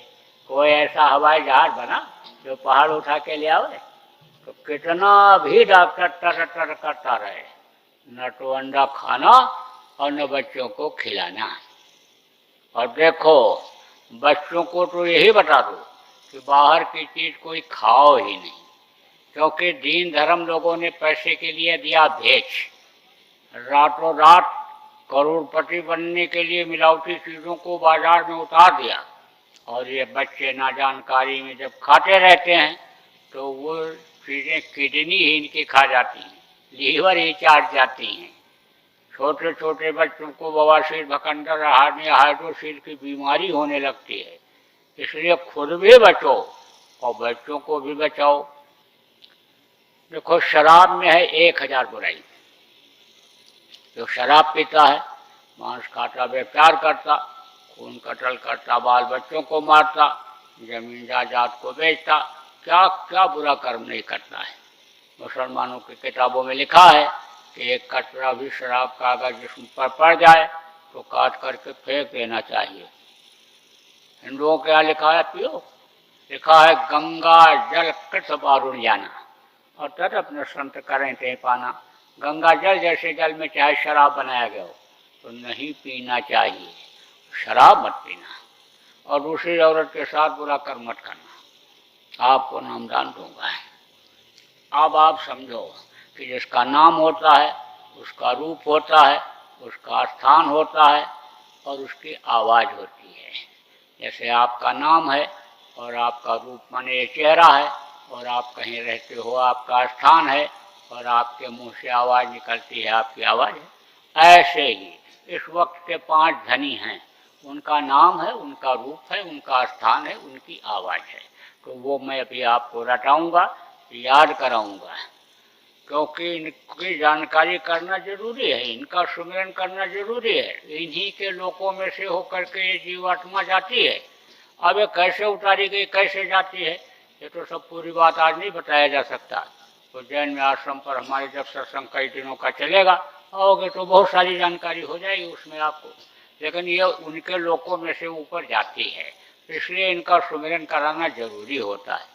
तो 5 नाम, 5 रूप, 5 स्थान, 5 की आवाज़, ये मैं अभी आपको बताऊंगा, रटाऊंगा, याद कराऊंगा। जितना याद कर सको याद कर लो, जो ना याद हो पावे उसका लिखा हुआ कागज यहीं सत्संग के बाद अभी आपको मिल जाएगा। ना मिल पावे तो पुराने लोगों से पूछ करके, याद करके और कागज को फाड़ करके आप कहीं सुनसान जगह पर फेंक देना। बताना मत किसी को। अगर आप बता दोगे या टेप करके सुना दोगे तो उसका तो कोई फायदा होने वाला है नहीं और आप से नाराज हो जाए, नुकसान कर दें। इसलिए नुकसान वाला काम मत करना। दूसरी चीज़ आप और समझ लो कि जब आप आंख बंद करोगे और ध्यान लगाओगे, मन को रोकोगे, ऊपरी लोकों में जाओगे, स्वर्ग वैकुंठ में जाओगे, देवलोक सूर्य चंद्र लोकों में जाओगे, वहाँ का नज़ारा दृश्य देखोगे तो देख करके खुश हो जाओगे और खुश हो करके दूसरों को बताने लगोगे और जैसे ही बताओगे वैसे ही वो बंद कर देंगे। फिर वो चीज़ देखने सुनने को मिलेगी नहीं, तरस जाओगे, रो पड़ोगे उसके लिए। इसलिए कुछ भी दिखाई सुनाई पड़े तो बताना मत किसी को। और थोड़ा भी मन को रोक करके अगर आप करने लग जाओगे तो दिखाई सुनाई जरूर पड़ेगा, क्योंकि वो मजदूरी किसी की नहीं रोकता है। यहाँ कोई बेईमान ठेकेदार मिल जाए तो मजदूरी नहीं भी देता है, एक दिन करो तो 4 दिन बाद देता है, लेकिन वो तुरंत का तुरंत देता है, इसलिए मिलेगा जरूर। तो आपको बतलाता हूँ कि आप किसी को भी मत बताना जो कुछ भी दिखाई सुनाई पड़े। 3 चीज अब आप समझो, सुमिरन, ध्यान और भजन। सुमिरन किसको कहते हैं? माला जपने को। दूसरा ध्यान, ध्यान किसको कहते हैं? आंख से देखने को। और तीसरा भजन, भजन किसको कहते हैं? कान से सुनने को। आंख से देखने को ध्यान, कान से सुनने को भजन और माला जपने को सुमिरन। सुमिरन, ध्यान और भजन। 3 चीज और समझो, 3 आंख, 3 कान और 3 नाक। 2 आंखें ये बाहर, इससे बाहर की चीज दिखाई पड़ती है, और 1 आंख अंदर जीवात्मा में, उससे ऊपरी लोगों की चीजें दिखाई पड़ती हैं। 2 कान ये बाहर, इससे बाहर की आवाज सुनाई पड़ती है, और 1 कान अंदर जीवात्मा में, उससे अनहद वेदवाणी, आकाशवाणी, गायबी आवाज, साउंड जिसको कहते हो, वो सुनाई पड़ता है। और 3 नाक, एक सुराख के दाहिनी तरफ और एक के बाईं तरफ, ये नाक है, ये दोनों, ये इससे खुशबू मिलती है। और 1 नाक है अंदर जीवात्मा में, उससे ऊपरी लोगों की खुशबू मिलती है। वो खुशबू जब मिल जाती है तो साधक मस्त हो जाता है। रात को कोई भांग खा ले, शराब पी ले, सुबह नशा उतर जाता है, लेकिन नाम कुमारी नान का चढ़ ही रहा है दिन रात, उसका नशा कभी खत्म नहीं होता है।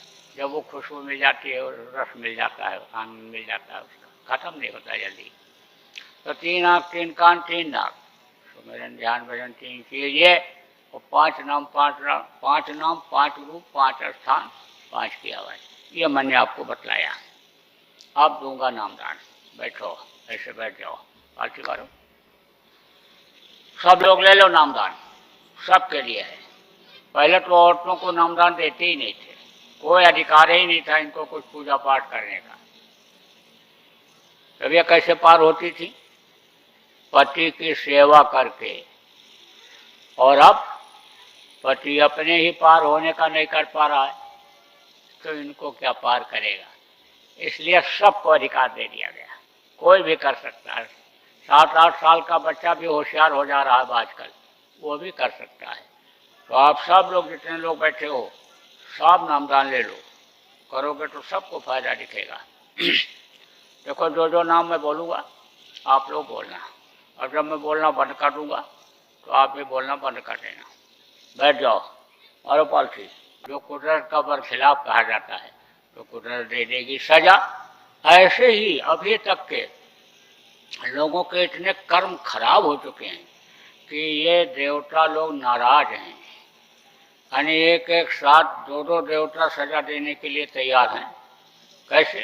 कि जैसे आग भी लग गई और हवा भी तेज चलने लग गई, कौन देवता ने उसको तोल दे दिया तो आग कहाँ तक जाएगी, कितने लोगों को जलाएगी, कितने घर जलाएगी, कितने पशु को जलाएगी, कोई ठिकाना है? कुछ नहीं। बरसात भी बड़ी तेजी से होने लग गई, मेघराज नाराज हो गए, बड़ी बड़ी बूंदें गिराने लग गए, और कौन देवता उसको तोड़ दे दी बड़ी तेजी से, तूफान बन गया। कितना नुकसान करेगा, क्या होगा, कुछ पता है? कुछ नहीं। धरती के ऊपर बहुत पाप हो रहा है, तो धरती हिलेगी, भूकंप आएंगे, मार काट, लड़ाई झगड़ा, ये सब बहुत बढ़ेगा। इसीलिए समझाया जाता है कि उन्माद में मत आना। तनिक देर में उन्माद में आ जाते हैं, हाथ पैर टूट जाता है, जान चली जाती है, दूसरे की जान ले लेते हैं, तो वहाँ मानव हत्या इतना बड़ा पाप कोई पाप ही नहीं होता है, दब जाते हैं पाप से। इसलिए बचना है और लोगों को बचाना है। देखो, लिंग पुराण के 40वें अध्याय में लिखा है, सूर सागर में लिखा है, जगन्नाथ दास की उड़िया किताब में लिखा है, और हमारे गुरु महाराज बराबर कहते रहे कि कलयुग में कलयुग जाएगा और कलयुग में सतयुग आएगा।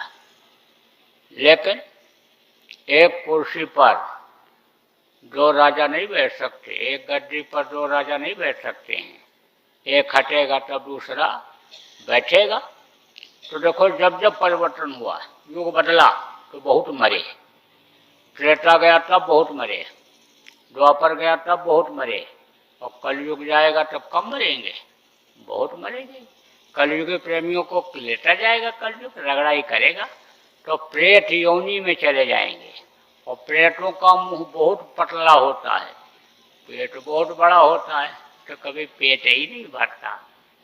अब परेशान रहते हैं भूख से, दूसरों को परेशान करते रहते हैं, जिस पर लग जाते हैं। एक प्रेत अगर एक घर में घुस जाए तो पूरे घर भर को परेशान किया रहता है, और जब बहुत ज़्यादा प्रेत हो जाएंगे, एक एक के ऊपर चार चार लगेंगे, तब सोचो कोई चैन की रोटी खा पाएगा कि नींद ले पाएगा, चैन से कि रह पाएगा। इसलिए बचो और लोगों को बचाओ। मान लो सब मर ही जाएं तो सतयुग को देखेगा कौन? इसलिए सतयुग के लायक लोगों को बनाना होगा। सतयुग में सब शाकाहारी होंगे, सदाचारी होंगे, नशा मुक्त होंगे। सतयुग में सब योगी विज्ञानी होंगे, जो पेड़ नहीं फलता है फलने लगेंगे, जो दूध देने वाले पशु दूध नहीं देते दूध देने लगेंगे, अन्न की पैदावार बढ़ जाएगी, लोग भजनानंदी ईश्वरवादी होंगे। जब सतयुग आएगा तो ऐसा हो जाएगा। लेकिन ये बीच का समय खराब है, बीच का समय बहुत खराब है। ऐसा समझ लो कि इसमें बहुत सावधानी से रहना है। समय तो बदलेगा, एक समय ऐसा आएगा कि देश में गौहत्या बंद हो जाएगी, और गौहत्या ही नहीं, किसी भी पशु पक्षी की हत्या नहीं होगी। हमारे कहने से ही बहुत से लोगों ने मांसाहारी दुकानों को बंद कर दिया, होटल बंद कर दिया, मांस मछली अंडे की दुकान बंद कर दी, शराब की दुकान बंद कर दी, दूसरा धंधा शुरू किए, अच्छा चल रहा है। शाकाहारी होटल अन्य मांसाहारी की जगह पर खोले, अच्छा चल रहा है। तरीका होता है बरकत का, बता दिया जाए तो ये कमाए 10 खाए, हमने तो 10 कमाओ, दौड़ते रहो, पूरा नहीं पड़ता है। तो अब आप ये समझो कि समय बदलेगा, लेकिन ये बीच का समय को बड़ी सावधानी से पार करना है। अपहरण, बलात्कार, चोरी, डकैती, ये सब घटनाएं, हिंसा, हत्या, ये सब भी बहुत बढ़ेगा। इसलिए यानी होशियारी से काम करना है। आप समझो ठगी बढ़ेगी, ठग लोग बहुत बढ़ेंगे, एडमिशन करा देंगे, प्रमोशन करा देंगे, नौकरी लगवा देंगे, एक का 4 गुना करा देंगे, पैसा दे दो, पार्टनर बन जाओ, आमदनी बढ़वा देंगे, और लेकर चले जाएंगे, एक पैसा नहीं वापस आएगा। देखो, गुरु महाराज ने टाट पहनाया था, फिर गुलाबी पगड़ी बंधवाई, मैंने लोगों को गुलाबी कपड़ा पहनाया मुसीबत में बचाने के लिए।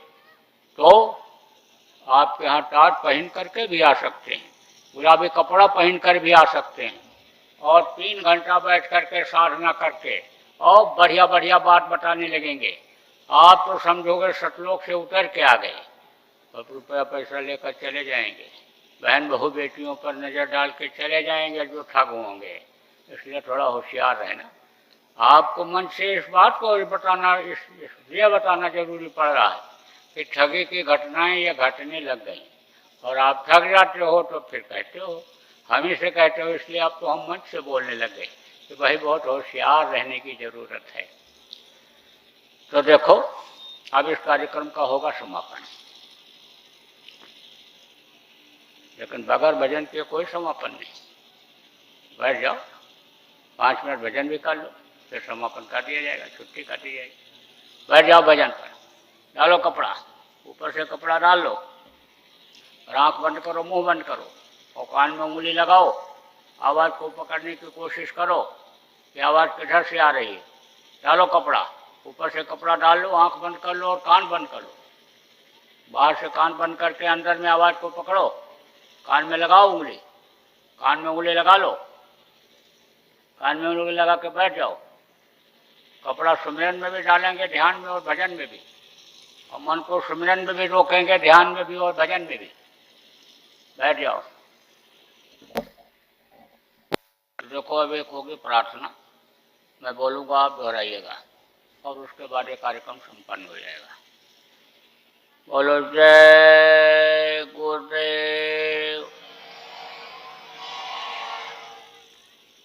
मेहर की नजर करो मेरी ओर, मेहर की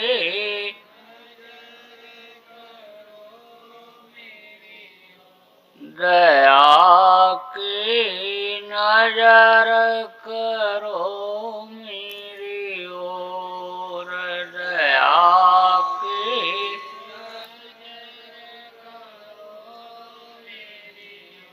निश दिन तुम्हें निहारूं सतगुरु, निश दिन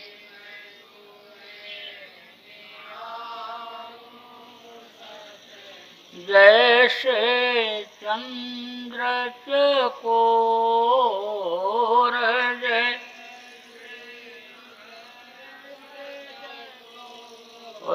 दया की नजर करो मेरी ओर, दया की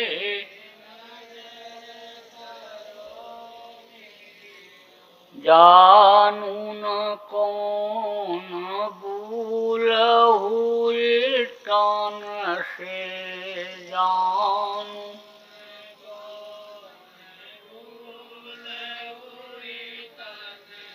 लियो हमसे मुख मोड़ लियो, दया की नजर करो मेरी ओर, दया की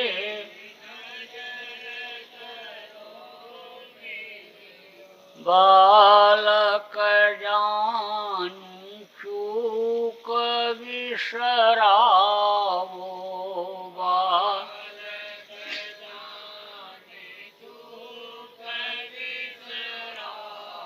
आया शरण अब मैं तो रया,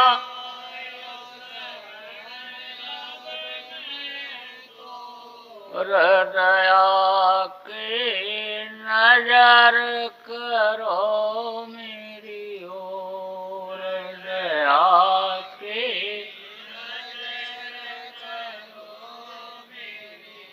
सदा दयालु स्वभाव तुम्हारा, सदा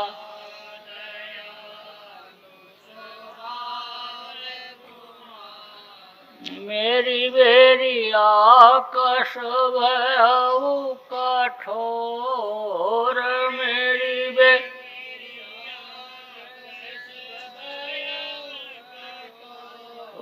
दया की नजर करो मेरी ओर, दया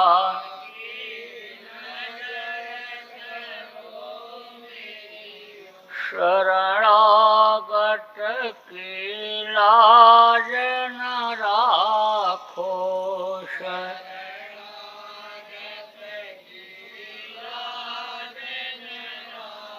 मोसो पतित अब जाए कहीं और,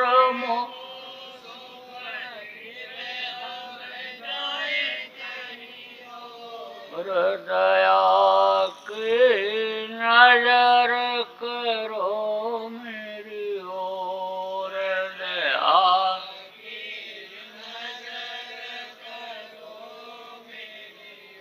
अब की बार उबार ले जो, अब की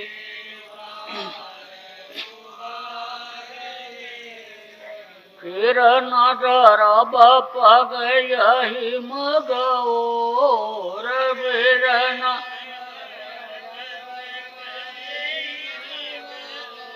दया की नजर करो मेरी ओर, दया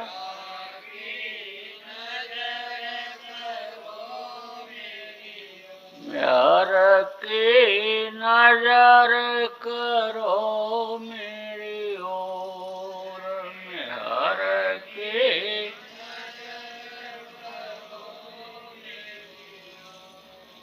जय गुरुदेव, जय गुरुदेव, जय गुरुदेव, जय जय गुरुदेव।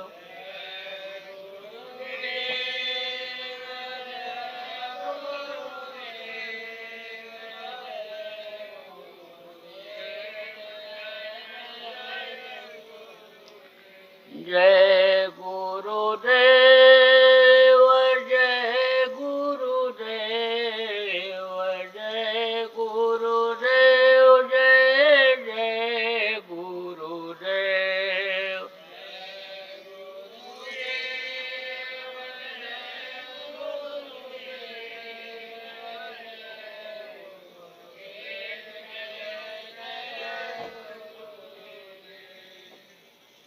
इसी तरह के नाम ध्वनि आप सब लोग बोलिएगा और लोगों को भी बुलवाइएगा। तो बोलो जय गुरुदेव।